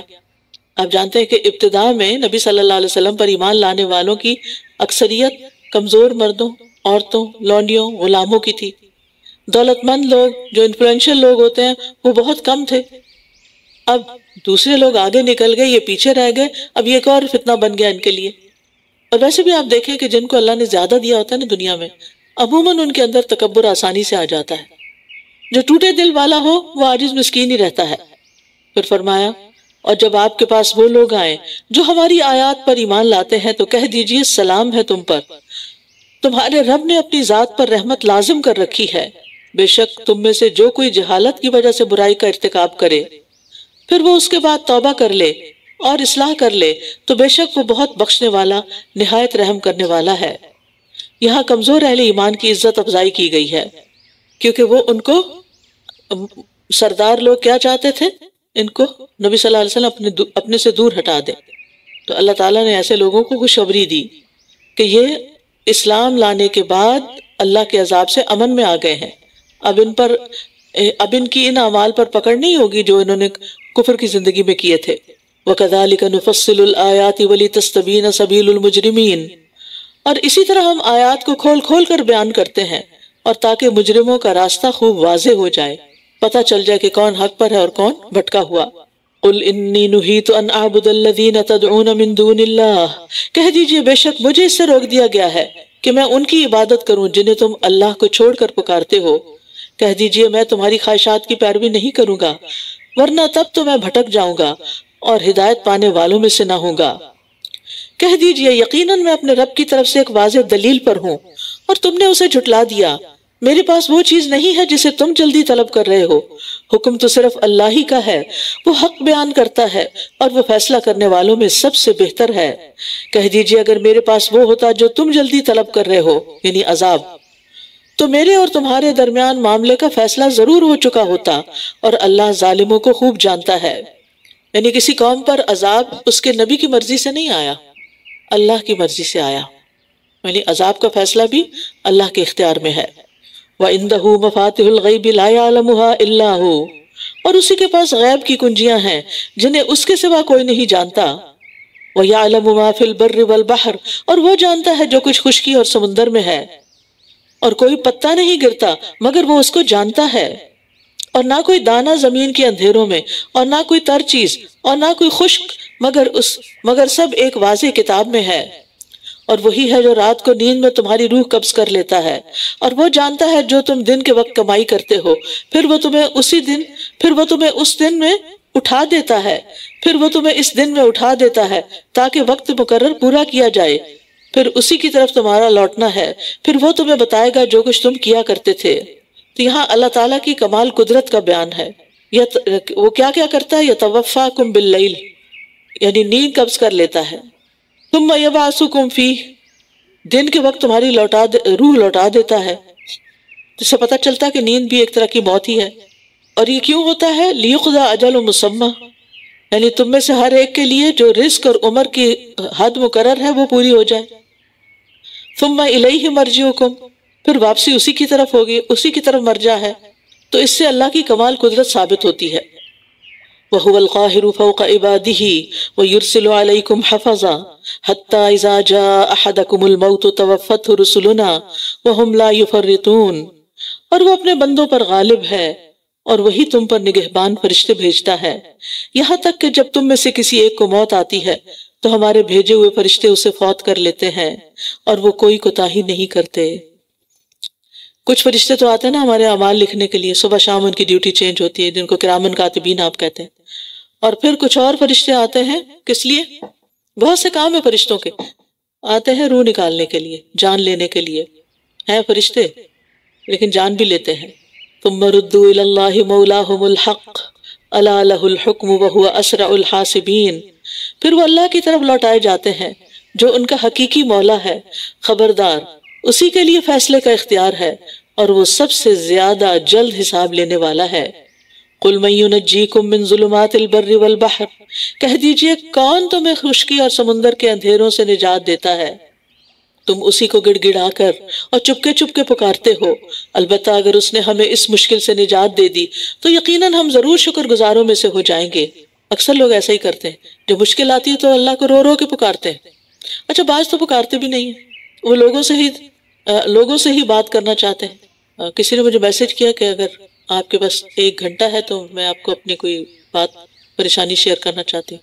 تو میں نے ان سے کہا میں بہت معذرت خواہ ہوں، میں دورہ قرآن میں مصروف ہوں، مجھے پورے پارے کی تیاری کرنی ہوتی ہے. تو آپ کو میری ایڈوائس یہ ہے کہ آپ وضو کر کے 1 گھنٹے کے لیے مسلسل نفل پڑھ کے رو کے اللہ تعالیٰ سے فریاد کریں، تو آپ کو مجھے بتانے کی ضرورت بھی پیش نہیں آئے گی اور انشاءاللہ آپ کا مسئلہ حل ہو جائے گا. آپ دیکھیں 1 گھنٹہ انسان کو ہم کہانی سنانا چاہتے ہیں، ہم 1 گھنٹہ نفل کیوں نہیں پڑھنا چاہتے؟ ہم 1 گھنٹے کے لیے رات کے آخری حصے میں کیوں نہیں اٹھتے جب اللہ تعالیٰ فرماتے ہیں کہ ہے کوئی جو مجھ سے مانگے تو میں اس کو دوں، ہے کوئی جو مجھ سے بخشش مانگے تو میں اس کو بخش دوں. ہم پھر سوچتے ہیں انسان بھی تو ہوں جو ہمارے دکھوں اور زخموں پر مرہم رکھے. ٹھیک ہے، انسان کا دارو ہے، لیکن ہم انسانوں سے ہی ساری توقعات کیوں رکھتے ہیں کہ یہ ہمارا مسئلہ حل کر دیں گے؟ وہ تو خود کمزور ہیں، وہ تو خود فقیر ہیں، ان کی تو اپنی لیمٹس ہیں، ان کا علم بھی محدود ہے، ان کے پاس کوئی قوت طاقت بھی نہیں. سارے اختیارات کا مالک تو اللہ ہے، آسمان و زمین کا مالک تو وہ ہے. ہم اس کے در پہ کیوں نہیں جاتے اور رو کے اس کو کیوں نہیں پکارتے؟ اس کے آگے سجدے میں کیوں نہیں گڑ گڑاتے؟ اس کے نام پر صدقہ خیرات کیوں نہیں کرتے جو بلاؤں کو ٹالتا ہے؟ ہم اس اللہ کے بندوں کی خدمت کیوں نہیں کرتے؟ ہم محسن کیوں نہیں بنتے؟ ہم لوگوں کے کام سنوارنے لگے. حدیث میں آتا ہے نا کہ اللہ بندے کی مدد میں ہوتا ہے اس وقت تک جب تک وہ اپنے بھائی کی مدد میں ہوتا ہے. آپ لوگوں کی خدمت میں لگ جائیں، لوگوں کے کام آنے لگ جائیں، آپ کی مشکلیں خود ہی آسان ہونے لگیں گی، آپ کے غم دھلنے لگیں گے. لیکن اگر آپ سارا وقت صرف غم غم غم کھاتے رہے تو وہی آپ کے جسم کا حصہ بن جائے گا اور پھر پورے ہی غم میں ڈھل جائیں گے، نتیجہ پھر بھی کچھ نہیں نکلے گا. تو اس سے وہ آیا نا سورۃ آل عمران، فَأَصَابَكُمْ غَمًّا بِغَمٍّ لِكَيْ لَا تَحْزَنُوا. اس نے تم پر غم بھیجے تاکہ تم غمگین نہ ہو. تو جب مشکلات اپنی حد کو پہنچ جاتی ہیں تو وہیں سے ان کا رستہ ان کے دور ہونے کا، ختم ہونے کا رستہ نکل آتا ہے. اور ہر وقت ہر کام کے لیے ایک وقت مقرر ہے. قد جعل اللہ لکل شیء قدرا. انتظار جلدی نہیں، کیونکہ ہر مسئلے کو ایک دن حل ہو ہی جانا ہے. اللہ سے اچھی امیدیں رکھیں. اور یہ مشکلات تو کسی شاعر نے تو کہا تھا نا، یہ تو مشکلات آتی ہیں تمہیں اونچا اڑانے کے لیے، لیکن میں سمجھتی ہوں کہ مشکلات آتی ہیں ہمیں اللہ سے قریب کرنے کے لیے، اور ہم سمجھ نہیں پاتے. تو کوئی بھی تکلیف آئے چھوٹی یا بڑی، یہی سوچیں کہ گناہ جھڑنے لگ گئے ہیں اور اللہ سے قریب ہونے کا سفر شروع ہو گیا ہے. کہہ دیجئے کون تمہیں خشکی اور سمندر کے اندھیروں سے نجات دیتا ہے؟ یعنی رات کو دن میں کون بدلتا ہے؟ اللہ. تو غموں کے اندھیرے کو کون بدل سکتا ہے؟ اللہ. تم اسی کو گڑ گڑا کر اور چپکے چپکے پکارتے ہو. جب جان جانے لگتی ہے نا تو پھر یاد آتا ہے وہ کہ اگر اس نے ہمیں اس مشکل سے نجات دے دی تو ہم ضرور شکر گزاروں میں سے ہو جائیں گے. کہہ دیجئے اللہ ہی تمہیں اس سے بھی اور ہر مصیبت سے نجات دیتا ہے. کتنی خوبصورت آیت ہے. قل اللہ ینجیکم منہا ومن کل کرب ثم انتم تشرکون. پھر بھی تم شرک کا ارتکاب کرتے ہو، پھر تم دوسروں کو کریڈٹ دیتے ہو ان کی وجہ سے، ان کے لیے، ان کی خاطر، یعنی اس نے میری مشکل آسان کر دی. مشکل تو اصل میں اللہ ہی آسان کرتا ہے. کہہ دیجئے وہ اس پر قادر ہے کہ تم پر تمہارے اوپر سے عذاب بھیجے یا تمہارے پاؤں کے نیچے سے، یا تمہیں وہ گروہوں میں باہم لڑا دے اور تمہارے باز کو باز کی لڑائی کا مزہ چکھا دے. دیکھیے کس طرح ہم آیات کو پھیر پھیر کر بیان کرتے ہیں تاکہ یہ سمجھ جائیں. یہاں اللہ سبحانہ وتعالیٰ کی صفت القادر بیان ہوئی ہے، اور ایک اور جگہ القاہر بیان ہوئی ہے۔ قاہر کا معنی ہوتا ہے غالب، اور یہ قادر سے زائد صفت ہوتی ہے، یعنی خود قادر ہونے کے ساتھ ساتھ دوسرے کو مراد حاصل کرنے سے روک دینے والا بھی ہے۔ اللہ تعالیٰ اپنی اس صفت قہاریت کی بنا پر ہی کائنات کو عدم سے وجود میں لایا، پھر وجود کو فنا بھی دیتا ہے، اس پہ خرابی بھی طاری کر دیتا ہے۔ تو جتنا بھی اس دنیا میں پیدا ہونے اور فنا ہونے کا کام ہو رہا ہے سب اسی کے حکم سے ہو رہا ہے۔ یہ اللہ تعالیٰ کی قہاریت کا مظہر ہے کہ اصل غالب وہ ہے۔ اور اوپر سے عذاب سے مراد آسمان سے جیسے بارش کی کثرت، ہواؤں کا چلنا، پتھروں کا برسایا جانا، حکام کی طرف سے ظلم و ستم، جو آپ کے اوپر ہے وہ آپ پر ظلم کرے، چاہے وہ بڑا بھائی ہے یا شوہر ہے یا کوئی اور ہے۔ او من تحت ارجلکم، جیسے پاؤں کے نیچے سے جیسے دنسایا جانا، طوفانی سیلاب جس میں سب کچھ غرق ہو جائے، یا ماتحت غلام نوکر چاکر وہ بددیانت ہو جائیں، خائن ہو جائیں، ستائیں، کام نہ کر کے دیں، او یلبسکم شیعن، یا تمہارے معاملے کو خلط ملط کر دے، مشتبہ کر دے، کنفیوژنز آ جائیں جس کی وجہ سے تم گروہوں اور جماعتوں میں بٹ جاؤ۔ وَيُذِيقَ بَعْضَكُمْ بَأْسَ بَعْضٍ، یا پھر کیا کرے تمہارا ایک دوسرے کو قتل کرنا اور ایک دوسرے کو مزہ چکھانا، اس کی راہ کھل جائے۔ نبی صلی اللہ علیہ وسلم پر جب یہ آیت اتری تو اس پر آپ نے دعا کی تھی، اعوذ بوجہک، اعوذ بوجہک، اور تیسری دفعہ آپ نے فرمایا کہ یہ عذاب ہلکا اور آسان ہے گروہوں میں بٹنے والا۔ وَكَذَّبَ بِهِ قَوْمُكَ وَهُوَ الْحَقُّ قُلْ لَسْتُ عَلَيْكُمْ بِوَكِيلٍ، اور آپ کی قوم نے اس وعید کو جھٹلا دیا حالانکہ یہ حق ہے، کہہ دیجئے میں تم پر کوئی نگہبان نہیں ہوں، میرا کام تو بس پہنچا دینا ہے۔ لِكُلِّ نَبَإٍ مُسْتَقَرٌّ وَسَوْفَ تَعْلَمُونَ، ہر خبر کا ایک وقت مقرر ہے اور ان قریب تم جان لو گے، سب کچھ پتہ چل جائے گا۔ وہ کہتے تھے نا قیامت کیوں نہیں آ جاتی، کب آئے گی؟ اس کا ایک وقت مقرر ہے، وہ تبھی آئے گی۔ اور جب آپ لوگوں کو دیکھیں کہ وہ ہماری آیات میں بحث کر رہے ہیں تو آپ ان سے اعراض برتیں، یعنی آپ بحث میں نہ پڑیں یہاں تک کہ وہ اس کے علاوہ کسی اور بات میں مشغول ہو جائیں۔ اور اگر شیطان آپ کو بھلوا دے تو یاد آنے کے بعد آپ ظالم قوم کے ساتھ نہ بیٹھیں۔ تو یاد رکھیے دین کے معاملے میں بحث مباحثہ نہیں کرنا چاہیے، دلیل سے بات دوسرے کو سمجھا دے، وہ مان جائے تو ویل اینڈ گڈ، نہ مانے تو سلام علیکم لا نبتغی الجاہلین، کیونکہ یہ تو ہمارا بھی دماغ پھیر دیں گے۔ جب حق آپ کے پاس آ جائے، اللہ آپ کو دین کی سمجھ دے دے، تو جو لوگ آپ کو بہکانے کا کام کریں پھر آپ ان کے ساتھ زیادہ انڈلج نہ ہوں اس بحث مباحثے میں، کیونکہ اس سے انسان کے پھسلنے کا خطرہ لاحق ہو جاتا ہے۔ اگر آپ سلپری زمین پہ چلیں گے تو کیا ہوگا؟ ویٹ فلور پہ چلیں گے تو کیا ہوگا؟ پھسلن، گرنا۔ اور اگر شیطان بلوا دے اور آپ خوب تب گئی بحث اور خوب شروع ہو گیا سلسلہ، تو جو ہی یاد آئے فوراً وِدڈرا کر لیں۔ اور جو لوگ تقوی اختیار کرتے ہیں ان کے ذمہ ان ظالموں کے حساب میں سے کوئی چیز نہیں ہے، لیکن یاد دہانی کروانا ہے تاکہ وہ بچ جائیں۔ یعنی اگر کوئی متقی شخص چاہے کہ ایسے جاہلوں کے پاس نصیحت کے لیے بھی نہ بیٹھے کہ ان کو نصیحت نہ کرے، تو اس کے بارے میں فرمایا اگر وہ نہ بیٹھے تو اس پر ان کے گمراہ رہنے کا کوئی گناہ نہیں، لیکن اگر نصیحت کرے ولیکن ذکرہ تو یہ بہتر ہے، کیونکہ ہو سکتا ہے وہ ڈر جائیں اور اسے نصیحت کرنے کا ثواب مل جائے۔ اور یہ معنی بھی ہو سکتے ہیں کہ پرہیزگار لوگ اگر ان کی مجلس میں نصیحت کے لیے بیٹھ جائیں تو کوئی حرج نہیں، بحث مباحثے کے لیے تو نہیں بیٹھنے کی اجازت، لیکن نصیحت کے لیے بیٹھا جا سکتا ہے۔ وَذَرِ الَّذِينَ اتَّخَذُوا دِينَهُمْ لَعِبًا وَلَهْوًا، اور آپ ان لوگوں کو چھوڑ دیجئے جنہوں نے اپنے دین کو کھیل اور تماشا بنا رکھا ہے، کھیل تماشا، اور دنیا کی زندگی نے انہیں دھوکے میں ڈال رکھا ہے۔ اور آپ اس قرآن کے ساتھ نصیحت کرتے رہیے کہ کہیں کوئی جان اس کمائی کے بدلے جو اس نے کی ہلاکت میں نہ ڈال دی جائے، پھر اللہ کے سوا اس کے لیے نہ کوئی مددگار ہو، اور پھر اللہ کے سوا اس کے لیے نہ کوئی مددگار ہو اور نہ کوئی سفارشی، اور اگر وہ بدلہ دے کسی بھی طرح کا بدلہ تو وہ اس سے ہرگز قبول نہ کیا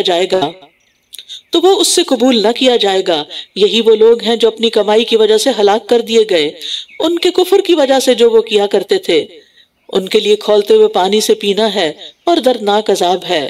پیچھے نصیحت کی بات ہوئی تو یہاں پر کیا کہا جا رہا ہے کہ جن لوگوں نے اپنے دین کو کھیل تماشا بنا رکھا ہے اور دنیا کی زندگی نے انہیں دھوکے میں ڈال رکھا ہے، آخرت کو بھولے بیٹھے ہیں، آپ اس قرآن کے ذریعے انہیں نصیحت کرتے رہیں، سمجھاتے رہیں.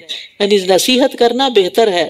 کہیں ایسا نہ ہو کہ کوئی شخص اپنے کیے کی بدولت ہلاکت میں نہ پڑ جائے، ہلاکت میں نہ ڈال دیا جائے، اور اس کے لیے نہ کوئی مددگار ہو، نہ کوئی سفارشی ہو، نہ کوئی فدیہ ہدیہ قبول کیا جائے. اس لیے لوگوں کو بتانا ضروری ہے، سمجھانا ضروری ہے، چاہے وہ آپ کی مخالفت کرے، لیکن بحث میں نہ پڑے. کہہ دیجئے کیا ہم اللہ کے سوا انہیں پکاریں جو نہ ہمیں نفع دے سکتے ہیں اور نہ نقصان، اور ہم اپنی ایڑیوں پر پھیر دیے جائیں اس کے بعد کہ اللہ نے ہمیں ہدایت دے دی. اس شخص کی طرح جسے شیطانوں نے بہکا دیا، زمین میں حیران و پریشان ہے، جبکہ اس کے کچھ ساتھی اسے ہدایت کی طرف بلاتے ہیں کہ ہمارے پاس آ جاؤ. کہہ دیجئے بے شک اللہ کی ہدایت ہی اصل ہدایت ہے. ان ھدی اللہ ھو الھدی. یہ جو الہدا کا نام بھی رکھا گیا نا، اس کی نسبت بھی یہی ہے کہ یہاں ہدایت کا ذریعہ قرآن و سنت ہے. بس جو ہدایت اللہ کی طرف سے آئے گی وہ اصل ہدایت ہے، نہ کہ اگر استاد یا کوئی بزرگ یا کوئی اور لوگ اپنی طرف بلائیں یا پھر اپنے من گھڑت فلسفے سنائیں تو وہ ہمارے لیے حجت نہیں ہے. بے شک اللہ کی ہدایت ہی اصل ہدایت ہے، اور ہم حکم دیے گئے ہیں کہ ہم رب العالمین کے فرما بردار ہو جائیں. وَأَنْ أَقِيمُوا الصَّلَاةَ وَاتَّقُوهُ وَهُوَ الَّذِي إِلَيْهِ تُحْشَرُونَ. اور یہ کہ نماز قائم کرو اور اس سے ڈرو، وہی ہے اور وہی ہے جس کی طرف تم سب اکٹھے کیے جاؤ گے. یہاں نماز کا حکم کیوں آ گیا؟ اس لیے کہ جب انسان دین کا کام کرتا ہے نا، تبلیغ کا کام کرتا ہے، تو لوگوں کی باتیں سنتا ہے اور پھر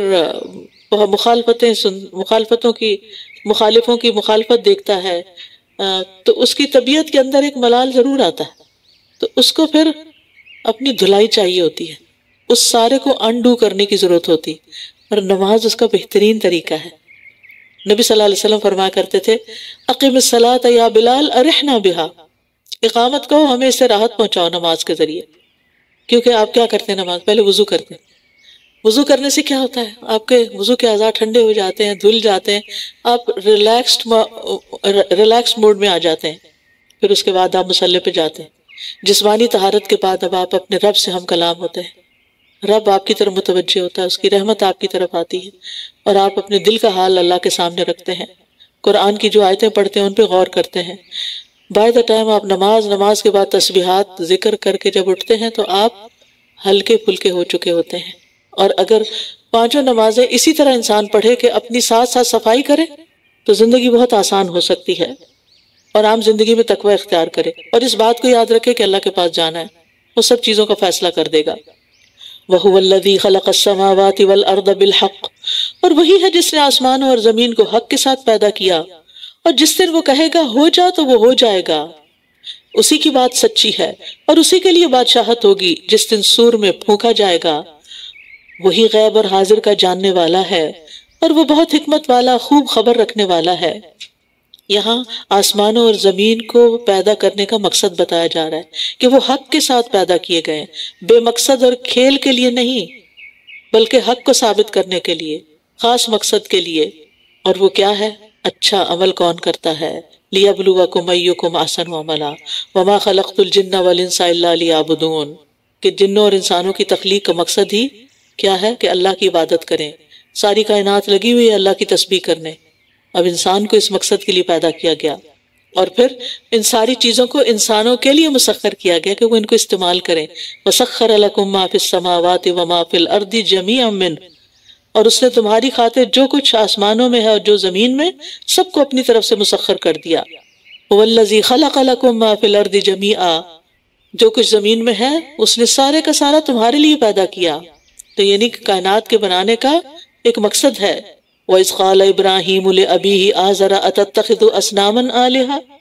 اور جب ابراہیم نے اپنے باپ آزر سے کہا کیا تو بتوں کو معبود بناتا ہے؟ بے شک میں تجھے اور تیری قوم کو کھلی گمراہی میں دیکھتا ہوں. اب یہاں ابراہیم علیہ السلام کا قصہ کیوں بیان کیا گیا؟ اس لیے کہ وہ توحید کے سب سے بڑے دائی اور شرک سے بیزار تھے. تو مسلمانوں کو سمجھایا جا رہا ہے کہ دیکھو انہوں نے کس طرح اپنی قوم سے، اپنے گھر والوں سے علیحدگی اختیار کر لی. مشرکین مکہ جو تھے یہ ابراہیم علیہ السلام کے دین پر ہونے کا دعویٰ کرتے تھے، اور ابراہیم علیہ السلام تو موحد تھے. تو اب تمہارے پاس شرک کی کیا دلیل رہ جاتی ہے؟ تمہیں اپنے باپ ابراہیم کا اسوہ فالو کرنا چاہیے. اور اسی طرح ہم ابراہیم کو آسمانوں اور زمین کی بادشاہت دکھاتے تھے تاکہ وہ بھرپور یقین کرنے والوں میں سے ہو جائے. یعنی ان کی ایک جرنی تھی رب تک پہنچنے کی، اور وہ تھی اللہ کی نشانیوں میں غور و فکر کے ساتھ. پھر جب اس پر رات چھا گئی تو اس نے ایک ستارہ دیکھا، کہنے لگا یہ میرا رب ہے، کہنے لگا یہ میرا رب ہے. پھر جب وہ غروب ہو گیا تو کہا میں غروب ہو جانے والوں کو پسند نہیں کرتا. پھر جب اس نے چاند کو چمکتا ہوا دیکھا تو کہنے لگا یہ میرا رب ہے. پھر جب وہ غروب ہو گیا تو اس نے کہا اگر میرے رب نے مجھے ہدایت نہ دی تو میں ضرور گمراہ لوگوں میں سے ہو جاؤں گا. پھر جب اس نے سورج کو چمکتا ہوا دیکھا تو کہنے لگا یہ میرا رب ہے، یہ سب سے بڑا ہے. پھر جب وہ بھی غروب ہو گیا تو اس نے کہا اے میری قوم، بے شک میں ان سے بیزار ہوں جنہیں تم شریک ٹھہراتے ہو. انی وجہت وجہی للذی فطر السماوات والارض حنیفا وما انا من المشرکین. بے شک میں نے یکسو ہو کر اپنے چہرے کو اس ہستی کی طرف پھیر دیا جس نے آسمانوں اور زمین کو پیدا کیا، اور میں مشرکین میں سے نہیں ہوں. تو پوری قوم سے، خاندان سے، ہر مال و متاع، ہر چیز سے منہ موڑ کر اپنا چہرہ اللہ کی طرف کر لیا. اللہم اجعل عملی کلہ صالحا واجعلہ لوجہک خالصا. اپنا چہرہ اللہ کی طرف کر لینا چاہیے اور اللہ کے چہرے کی خاطر عمل کرنے چاہیے. وحاجہ قومہ، اور اس کی قوم نے اس سے جھگڑا کیا. اس نے کہا کیا تم مجھ سے اللہ کے بارے میں جھگڑتے ہو، حالانکہ اسی نے مجھے ہدایت بخشی ہے، اور میں ان سے نہیں ڈرتا جنہیں تم اس کے ساتھ شریک ٹھہراتے ہو. کیونکہ وہ بتوں سے ڈراتے ہوں گے کہ تم نے بتوں کو چھوڑ دیا تو تمہاری شامت آ جائے گی، مگر یہ کہ میرا رب کچھ اور چاہے. میرے رب نے ہر چیز کا علم سے احاطہ کر رکھا ہے. کیا پھر تم نصیحت نہیں پکڑتے؟ اور میں ان سے کیوں کر ڈروں جنہیں تم شریک ٹھہراتے ہو، جبکہ تم اس بات سے نہیں ڈرتے کہ تم نے اللہ کے ساتھ ان کو شریک ٹھہرایا جس کی اس نے تم پر ہرگز کوئی دلیل نہیں اتاری. تو دونوں گروہوں میں سے کون امن کا زیادہ حقدار ہے اگر تم جانتے ہو؟ وہ لوگ جو ایمان لائے اور انہوں نے اپنے ایمان کو ظلم یعنی شرک کے ساتھ خلط ملط نہیں کیا، وہی لوگ ہیں جن کے لیے امن ہے اور وہی ہدایت یافتہ ہیں. ایمان میں ظلم شامل کرنے سے کیا مراد ہے؟ شرک کرنا. جب یہ آیت اتری نا تو صحابہ اس کے لیے بڑا مشکل ہو گیا. انہوں نے نبی صلی اللہ علیہ وسلم سے عرض کیا ہم میں سے کون ہے جس نے اپنی جان پہ کوئی ظلم نہ کیا ہو، یعنی گناہ نہ کیا ہو؟ تو آپ نے فرمایا جو تم سمجھ رہے ہو وہ بات نہیں. کیا تم نے لقمان کا قول نہیں سنا جو وہ اپنے بیٹے سے کہہ رہے تھے ان الشرک لظلم عظیم، کہ شرک تو ظلم عظیم ہے، بہت بڑا ظلم ہے. اللہ تعالیٰ چھوٹے بڑے ظاہری باطنی ہر طرح کے شرک سے محفوظ رکھے. وَتِلْكَ حُجَّتُنَا آتَيْنَاهَا إِبْرَاهِيمَ، اور یہ ہماری حجت تھی جو ہم نے ابراہیم کو اس کی قوم کے مقابلے پر دی تھی. ہم جس کو چاہتے ہیں درجات میں بلندی عطا کرتے ہیں. بے شک آپ کا رب بہت حکمت والا، بہت علم والا ہے. سبحان اللہ. اللہ جس کو چاہے ہدایت دے دینا، اور اللہ دل دیکھتا ہے نا، اور ہمارا ارادہ اور نیت دیکھتا ہے. ہم کیا چاہتے ہیں؟ کیا ہم بھی واقعی چاہتے ہیں ہدایت چاہتے ہیں، ایمان میں اضافہ چاہتے ہیں؟ اگر واقعی چاہتے ہیں تو اللہ تعالیٰ راستے کھول دے گا. اس لیے آپ جب دعا کریں نا تو آپ دعا کیا کریں یا معلم ابراہیم علمنی، یا مفہم سلیمان فہمنی، کہ اللہ تو نے ان کو سکھایا سمجھایا، ہمیں بھی سمجھا دے. تو مشکل سے مشکل مرحلے، مشکل سے مشکل مسائل آپ کے لیے آسان ہو جائیں گے. وَوَهَبْنَا لَهُ إِسْحَاقَ وَيَعْقُوبَ، اور ہم نے اس کو اسحاق اور یعقوب عطا کیے. ہر ایک کو ہم نے ہدایت بخشی، اور اس سے پہلے نوح کو ہم نے ہدایت بخشی، اور اس کی اولاد میں سے داؤد اور سلیمان اور ایوب اور یوسف اور موسیٰ اور ہارون کو بھی، اور نیکی کرنے والوں کو ہم ایسا ہی بدلہ دیتے ہیں. اور زکریا اور یحییٰ اور عیسیٰ اور الیاس کو، یہ سب کے سب نیک لوگوں میں سے تھے. اور اسماعیل اور الیسع اور یونس اور لوط کو بھی، اور ہر ایک کو ہم نے تمام جہان والوں پر فضیلت عطا کی. اللہ کا ایک نبی ایک طرف اور پوری دنیا کے لوگ ایک طرف، کتنا بڑا مرتبہ اور فضیلت ہے انبیاء کی. اور بعض لوگ ان کے بارے میں ایسے بات کرتے ہیں جیسے اپنے کسی چھوٹے بھائی کی بات کر رہے ہیں. وَمِنْ آبَائِهِمْ وَذُرِّيَّاتِهِمْ وَإِخْوَانِهِمْ وَاجْتَبَيْنَاهُمْ وَهَدَيْنَاهُمْ إِلَىٰ صِرَاطٍ مُسْتَقِيمٍ، اور ان کے آباء و اجداد اور ان کی اولاد اور ان کے بھائیوں میں سے بھی، اور ہم نے ان کو چن لیا اور انہیں سیدھے رستے کی طرف ہدایت بخشی. ذَلِكَ هُدَى اللَّهِ يَهْدِي بِهِ مَن يَشَاءُ مِنْ عِبَادِهِ، یہ اللہ کی ہدایت ہے جس کے ذریعے وہ اپنے بندوں میں سے جسے چاہتا ہے ہدایت دیتا ہے۔ اور اگر یہ پیغمبر بھی شرک کرتے تو جو عمل وہ کرتے تھے وہ ضرور ان سے ضائع ہو جاتے۔ یہاں 18 پیغمبروں کا نام لے کر ان کے ساتھ ان کے آبا اور اولاد اور اخوان ان کا ذکر فرمایا کہ اگر بفرض محال نبی یا اس کے رشتہ دار بھی شرک کر بیٹھتے تو ان کا کیا کرایا سب ضائع ہو جاتا، کیونکہ شرک کے ساتھ کوئی بڑے سے بڑا عمل بھی قبول نہیں ہوتا اور چھوٹے سے چھوٹا بھی قبول نہیں ہوتا، کیونکہ اللہ تعالیٰ فرماتے ہیں لَإِنْ أَشْرَكْتَ لَيَحْبَطَنَّ عَمَلُكَ، اگر تم نے شرک کیا تو تمہارا سارا عمل ضائع ہو جائے گا۔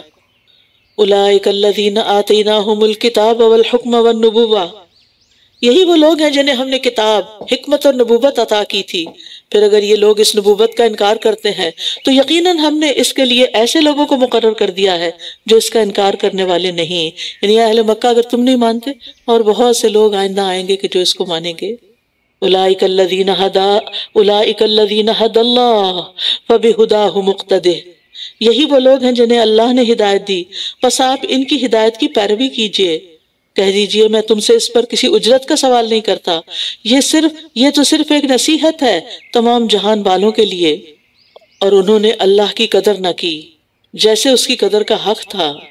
جب انہوں نے کہا کہ اللہ نے کسی انسان پر کوئی چیز نازل نہیں کی، کہہ دیجئے اللہ نے وہ کتاب نازل کی جو موسیٰ علیہ السلام لے کر آئے، جو لوگوں کے لیے نور اور ہدایت تھی۔ تم اسے ورق بنا لیتے ہو اور تم اس کا کچھ حصہ نازل کرتے ہو، تم اس کا کچھ حصہ ظاہر کرتے ہو اور بہت کچھ تم چھپا جاتے ہو، اور تم وہ سکھائے گئے ہو جو تم جانتے نہیں تھے، اور نہ تمہارے باپ دادا اور نہ تمہارے آبا و اجداد۔ کہہ دیجئے اللہ نے نازل کی، پھر انہیں چھوڑ دیجئے وہ اپنی بحثوں میں کھیلتے رہیں۔ یہاں اللہ سبحانہ وتعالیٰ کا ایک شکوہ ہے، اور وہ کیا کہ تم نے اللہ کی ویسے قدر نہیں کی جیسے کہ اس کی قدر کا حق ہے۔ قدر کا معنی ہوتا ہے اندازہ کرنا، کسی چیز کی اصل حقیقت کو جاننا، اس کی معرفت حاصل کرنا۔ مشرکین مکہ جو تھے وہ رسولوں کا انکار کرتے تھے، کتب کے نازل ہونے کا انکار کرتے تھے، تو اس سے صاف پتہ چلتا ہے کہ انہیں اللہ کی صحیح معرفت حاصل ہی نہیں، ورنہ وہ ان چیزوں کا انکار نہ کرتے۔ اور یہ ایک کتاب ہے جسے ہم نے نازل کیا، بہت برکت والی ہے، تصدیق کرنے والی ہے اس کی جو اس سے پہلے ہے، اور تاکہ آپ اہل مکہ کو اور جو اس کے ارد گرد ہیں انہیں ڈرائیں، اور جو لوگ آخرت پر ایمان رکھتے ہیں وہ اس پر بھی ایمان لاتے ہیں، اور جو آخرت پر ایمان لاتے ہیں اور جو آخرت پر ایمان رکھتے ہیں وہ اس پر بھی ایمان لاتے ہیں، اور وہ اپنی نمازوں کی حفاظت کرتے ہیں۔ اور اس سے بڑا ظالم کون ہے جو اللہ پر جھوٹ گھڑ لے یا وہ کہے کہ میری طرف وحی کی گئی ہے، حالانکہ اس کی طرف کوئی وحی نہیں کی گئی، اور جو کہے میں ضرور نازل کروں گا اس کی مانے جو اللہ نے نازل کیا۔ اور اگر آپ اس وقت دیکھ سکتے جب یہ ظالم لوگ موت کی سختیوں میں ہوتے ہیں اور فرشتے اپنے ہاتھ پھیلائے ہوئے ہوتے ہیں، کہتے ہیں نکالو اپنی جانیں، آج تم رسوائی کا عذاب دیے جاؤ گے، اس لیے کہ تم اللہ پر ناحق باتیں کہتے تھے اور تم اس کی آیات سے تکبر کرتے تھے۔ تو سب سے بڑا ظالم کون ہے اس آیت کے مطابق؟ کتاب الہی کا انکار کرنے والے، جھوٹی نبوت کا دعویٰ کرنے والے۔ اور اس آیت سے عذاب قبر کے برحق ہونے کی دلیل بھی مل رہی ہے، کیونکہ وہ فرشتے ہاتھ پھیلا کے کہیں گے کہ آج تمہیں دردناک عذاب دیا جائے گا، اخرجوا انفسکم الیوم تجزون عذاب الہون، آج تمہیں رسوائی کا عذاب دیا جائے گا۔ تو اس سے آج کون سا ہے پھر مرنے والے دن؟ قبر میں جانے کا۔ تو برزخی زندگی جو ہے، یعنی قبر کی زندگی کو برزخی زندگی کہتے ہیں، یہ دنیا کی زندگی کے بعد آخرت کی زندگی سے قبل یہ زندگی ہے، درمیان کی، یعنی دنیا اور آخرت کے بیچ کی لائف ہے۔ اس میں انسان موت سے قیامت تک وہیں رہتا ہے جہاں وہ مرنے کے بعد جاتا ہے، چاہے اسے کسی درندے نے کھایا ہو، یا اس کی لاش سمندر کی موجوں کی نظر ہو گئی ہو، یا کسی نے جلا دیا ہو، یا قبر میں دفنا دیا ہو، یہ ایک الگ زندگی ہے، اس کو برزخی زندگی کہتے ہیں۔ بظاہر موت ہے لیکن حقیقت میں ان کے اوپر وہ سب گزر رہا ہے جو کسی احساس رکھنے والے انسان پہ گزرتا ہے۔ وَلَقَدْ جِئْتُمُونَا فُرَادَا، اور بلا شبہ تم ہمارے پاس اکیلے ہی آ گئے ہو، جیسے ہم نے تمہیں پہلی بار پیدا کیا تھا، اور جو کچھ ہم نے تمہیں دے رکھا تھا وہ تم اپنے پیچھے ہی چھوڑ آئے ہو، اور ہم تمہارے ساتھ تمہارے ان سفارشیوں کو بھی نہیں دیکھتے جن کے بارے میں تم دعویٰ کرتے تھے کہ وہ تمہارے معاملے میں ہمارے شریک ہیں۔ یقیناً تمہارے درمیان تعلق منقطع ہو گیا ہے، اور تم سے وہ گم ہو گئے جن کے بارے میں تم زوم رکھتے تھے۔ ان اللہ فالق الحب والنوا، بے شک اللہ ہی دانے اور گٹھلیاں پھاڑنے والا ہے، وہ زندہ کو مردہ سے اور مردہ کو زندہ سے نکالنے والا ہے، یہ ہے اللہ، پھر کہاں سے تم پھیرے جاتے ہو۔ بہار آ رہی ہے نا، درختوں کو دوبارہ پنپتے دیکھیں، کچھ درختوں پر چھوٹے چھوٹے پتے بڈز آ چکے ہیں۔ یہ کون کر رہا ہے؟ اللہ ہی کرتا ہے، ورنہ وہ تو زمین کی مٹی میں کھڑے ہیں۔ اور یہاں جیسے ونٹر میں سارے درخت ڈیڈ ہو جاتے ہیں، تو کس طرح اللہ سبحانہ وتعالیٰ ان کو پھر زندگی دیتا ہے اور وہ ہرے بھرے ہو جاتے ہیں۔ خالق الاصباح، صبح کا پھاڑنے والا ہے، اور اسی نے رات کو باعث سکون اور سورج اور چاند کو حساب کا ذریعہ بنایا۔ یہ بہت زبردست، بہت علم والے کا اندازہ ہے۔ اور وہی ہے جس نے تمہارے لیے ستارے بنائے تاکہ تم ان کے ذریعے خشکی اور سمندر کی تاریکیوں میں راہ پاؤ۔ یقیناً ہم نے نشانیاں کھول کھول کر بیان کر دی ہیں ان لوگوں کے لیے جو علم رکھتے ہیں۔ تو ستاروں کی تخلیق کے 3 مقاصد قرآن مجید میں پتہ چلتے ہیں۔ نمبر 1 کہ ستارے آسمان کی زینت ہیں، خوبصورتی ہیں۔ نمبر 2 وہ شیاطین کو مار بھگانے کا ذریعہ ہیں۔ اور نمبر 3 راستہ معلوم کرنے کا ذریعہ ہیں۔ ان 3 مقاصد کے علاوہ ستاروں کا کوئی مقصد نہیں اور اس کو پڑھنے کا کوئی فائدہ نہیں۔ بریٹن میں ایک ریسرچ ہوئی جس میں انہوں نے ان لوگوں کی پرسنالٹی کا جائزہ لیا جو ہاروسکوپ پڑھتے ہیں، تو انہوں نے کہا کہ یہ کم ذہن کے لوگ ہوتے ہیں، یہ کوئی بڑا کام نہیں کر سکتے، کیونکہ وہ تو اسی میں اٹکے رہتے ہیں۔ آج کا دن کیسا ہوگا، تمہارے لیے جمعے کا دن ٹھیک نہیں اور تمہارے ہفتے کے دن ایکسیڈنٹ کا خطرہ ہے، اور پورا یعنی لوگوں کے اندر ایک تجسس ضرور ہے، لیکن ہمیں ہمیشہ دیکھنا چاہیے کہ ہم کس چیز کے بارے میں تجسس کر رہے ہیں۔ اور یہ دعا، جہاں یہ دعا مانگتے ہیں نا ربی زدنی علما، وہاں یہ بھی مانگا کریں اللہم انی اعوذ بک من علم لا ینفع۔ اللہ اس علم کی ضرورت نہیں مجھے نہیں وہ چاہیے جس کا مجھے کوئی فائدہ نہ ہو۔ تو یاد رکھیے ستاروں کی تاثیر پر یقین رکھنا کفر ہے، کہ ستاروں کے اثرات ہوتے ہیں، یہ تو بیچارے خود ہیں بیکاری مارے پھرتے ہیں، یہ تمہاری قسمت کے کہاں سے ذمہ دار آ گئے۔ اور جو شخص ستاروں سے علم حاصل کر کے لوگوں کو غیب کی خبریں بتاتا ہے وہ جھوٹا ہوتا ہے۔ اتفاق سے کوئی بات صحیح ہو جائے تو وہ 100 جھوٹ، یعنی ایک جھوٹ میں 99 جھوٹ اور ملا کے لوگوں کو بتاتا ہے، اور لوگ اگر وہ 1% صحیح نکلے تو کہتے ہیں دیکھا نا صحیح بات کر دی تھی اس نے۔ نبی صلی اللہ علیہ وسلم نے فرمایا جو شخص کسی کاہن یا نجومی کے پاس جائے اور اس کی باتوں کی تصدیق کرے تو گویا اس نے محمد صلی اللہ علیہ وسلم پر نازل ہونے والی شریعت سے کفر کیا، کیونکہ اس سے بڑی خرابیاں بھی پیدا ہوتی ہیں۔ آپ نے دیکھا ہوگا کہ کچھ لوگ بس اس وہم کا شکار رہتے ہیں کہ ان پہ جادو ہو گیا، لہٰذا کبھی وہ کسی کے پاس جاتے ہیں کبھی کسی کے پاس۔ اچھا کوئی ان کو ملتا ہے ٹکرتا ہے تو وہ کہتا ہے تمہاری نند نے تم پہ جادو کیا ہے، اب آگے شامت نند کی، اور ستانا شروع کر دیا میاں کو، اس کی زندگی بھی حرام کر دی۔ بھئی کس وحی کے ذریعے تمہیں خبر ملی ہے؟ کیوں کسی پہ جھوٹا الزام لگاتے؟ اور ماننے والی پکا یقین کر لیتی اور بدگمانی پال لیتی۔ آپ کو پتہ ہے اول تو وہاں جانا ہی منع تھا، دوسرا اس کی بات پہ یقین کرنا منع، تیسرا پھر اس پہ یقین کر کے آگے ایکشن لینا منع۔ تو انسان اپنے آپ کو خسارے میں ڈال دیتا ہے۔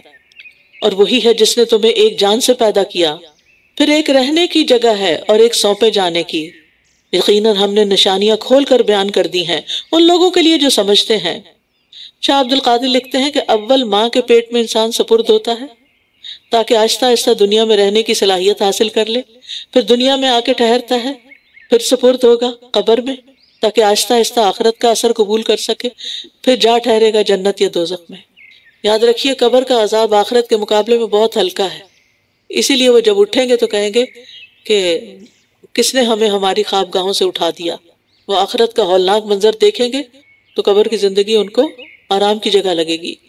اور وہی ہے جس نے آسمان سے پانی اتارا، پھر ہم نے اس کے ذریعے ہر چیز کی پیداوار نکالی، پھر ہم نے اس سے سرسبز نباتات کو نکالا جن سے ہم تہ بتہ دانے نکالتے ہیں، اور کھجور کے شگوفوں سے جھکے ہوئے خوشے نکالے، اور کھجور کے شگوفوں سے جھکے ہوئے خوشے نکالے، اور انگوروں کے باغات اور زیتون اور انار ایک دوسرے سے ملتے جلتے بھی اور مختلف بھی۔ دیکھو اس کے پھل کی طرف جب وہ پھل لائے، اور اس کے پکنے کی طرف، یقیناً اس میں بڑی نشانیاں ہیں ان لوگوں کے لیے جو ایمان رکھتے ہیں۔ اور انہوں نے اللہ کے لیے جنوں کو شریک بنا دیا حالانکہ اسی نے انہیں پیدا کیا، یعنی اللہ نے، اور انہوں نے اس کے لیے بغیر علم کے بیٹے اور بیٹیاں گھڑ لیں۔ پاک ہے وہ اور بلند تر ہے اس سے جو وہ بس بیان کرتے ہیں۔ بلند تر ہے اس سے جو وصف وہ بیان کرتے ہیں۔ وہی آسمانوں اور زمین کا ایجاد کرنے والا ہے۔ اس کے لیے کوئی اولاد کہاں سے ہو سکتی ہے، کیوں کر ہو سکتی ہے، کیسے ہو سکتی ہے، جبکہ اس کی کوئی بیوی ہی نہیں، اور اسی نے ہر چیز کو پیدا کیا، اور اسی نے ہر چیز کو پیدا کیا، اور وہ ہر چیز کو خوب جاننے والا ہے۔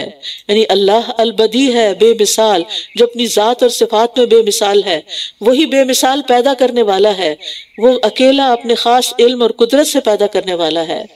لہٰذا اس کے لیے کسی کو بیوی قرار دینا اور کسی کو بچہ قرار دینا، یہ سب جھوٹ ہے، کیونکہ اس نے خود ایسی کوئی بات نہیں کہی، اور اس کی اولاد کیسے ہو جبکہ لم یلد ولم یولد ہے۔ ذالکم اللہ ربکم، یہی اللہ تمہارا رب ہے جس کے سوا کوئی معبود نہیں، ہر چیز کا پیدا کرنے والا، بس تم اسی کی عبادت کرو، اور وہ ہر چیز پر نگران ہے۔ وَهُوَ عَلَى كُلِّ شَيْءٍ وَقِيلٌ وَهُوَ عَلَى كُلِّ شَيْءٍ وَكِيلٌ۔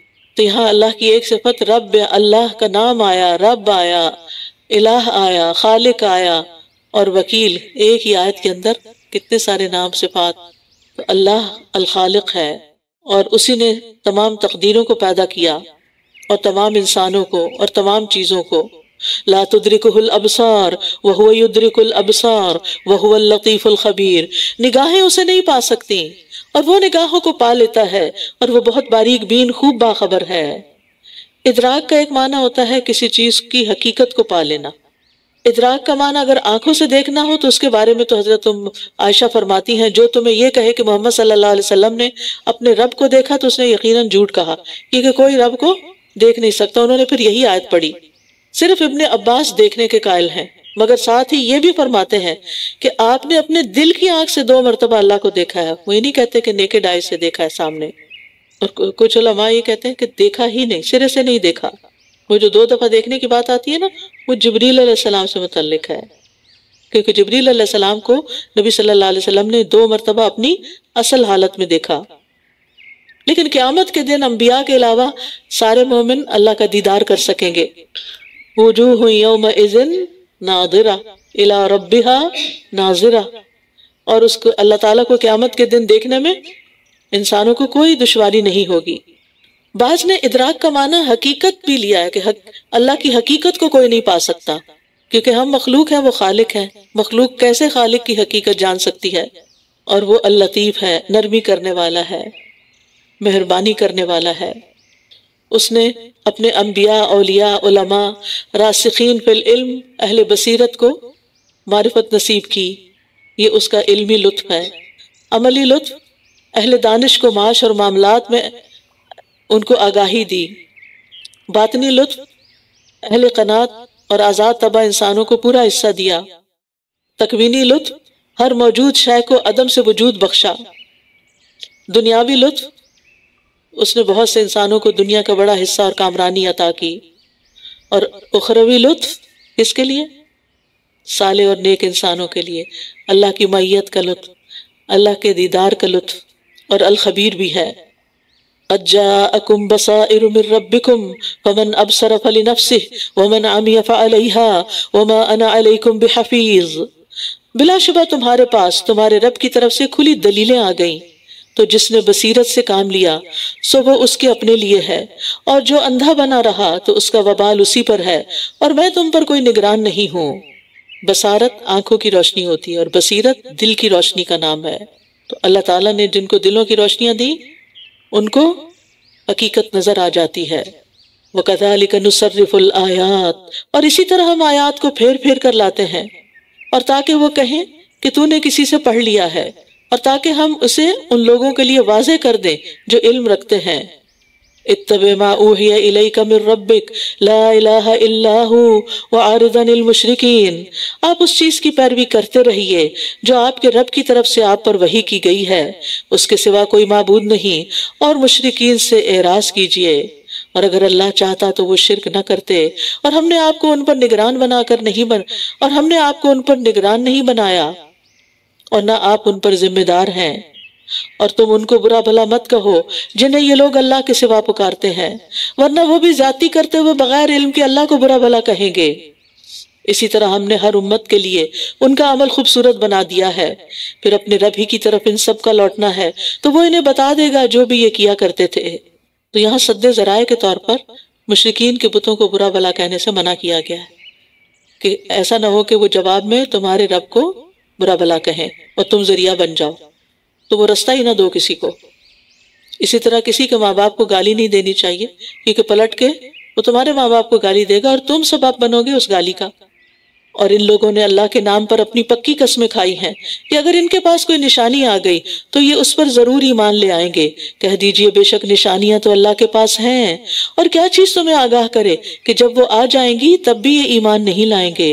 وَنُقَلِّبُ أَفْئِدَتَهُمْ وَأَبْصَارَهُمْ كَمَا لَمْ يُؤْمِنُوا بِهِ أَوَّلَ مَرَّةٍ وَنَذَرُهُمْ فِي طُغْيَانِهِمْ يَعْمَهُونَ، اور ہم ان کے دلوں اور ان کی نگاہوں کو پھیر دیں گے جیسا کہ وہ اس پر پہلی بار ایمان نہیں لائے، اور ہم انہیں ان کی سرکشی میں چھوڑ دیں گے کہ وہ بھٹکتے پھریں۔ اللہ ایمان کی توفیق چھین لیتا ہے، لیکن کس سے؟ جو معجزات دیکھ کر، نشانیاں دیکھ کر بھی ایمان نہ لائیں، انکار پر انکار کریں، مسلسل انکار کریں، تو ان کے اس برے عمل کی وجہ سے آئندہ ایمان لانے کی ان سے توفیق اور صلاحیت چھین لی جاتی ہے۔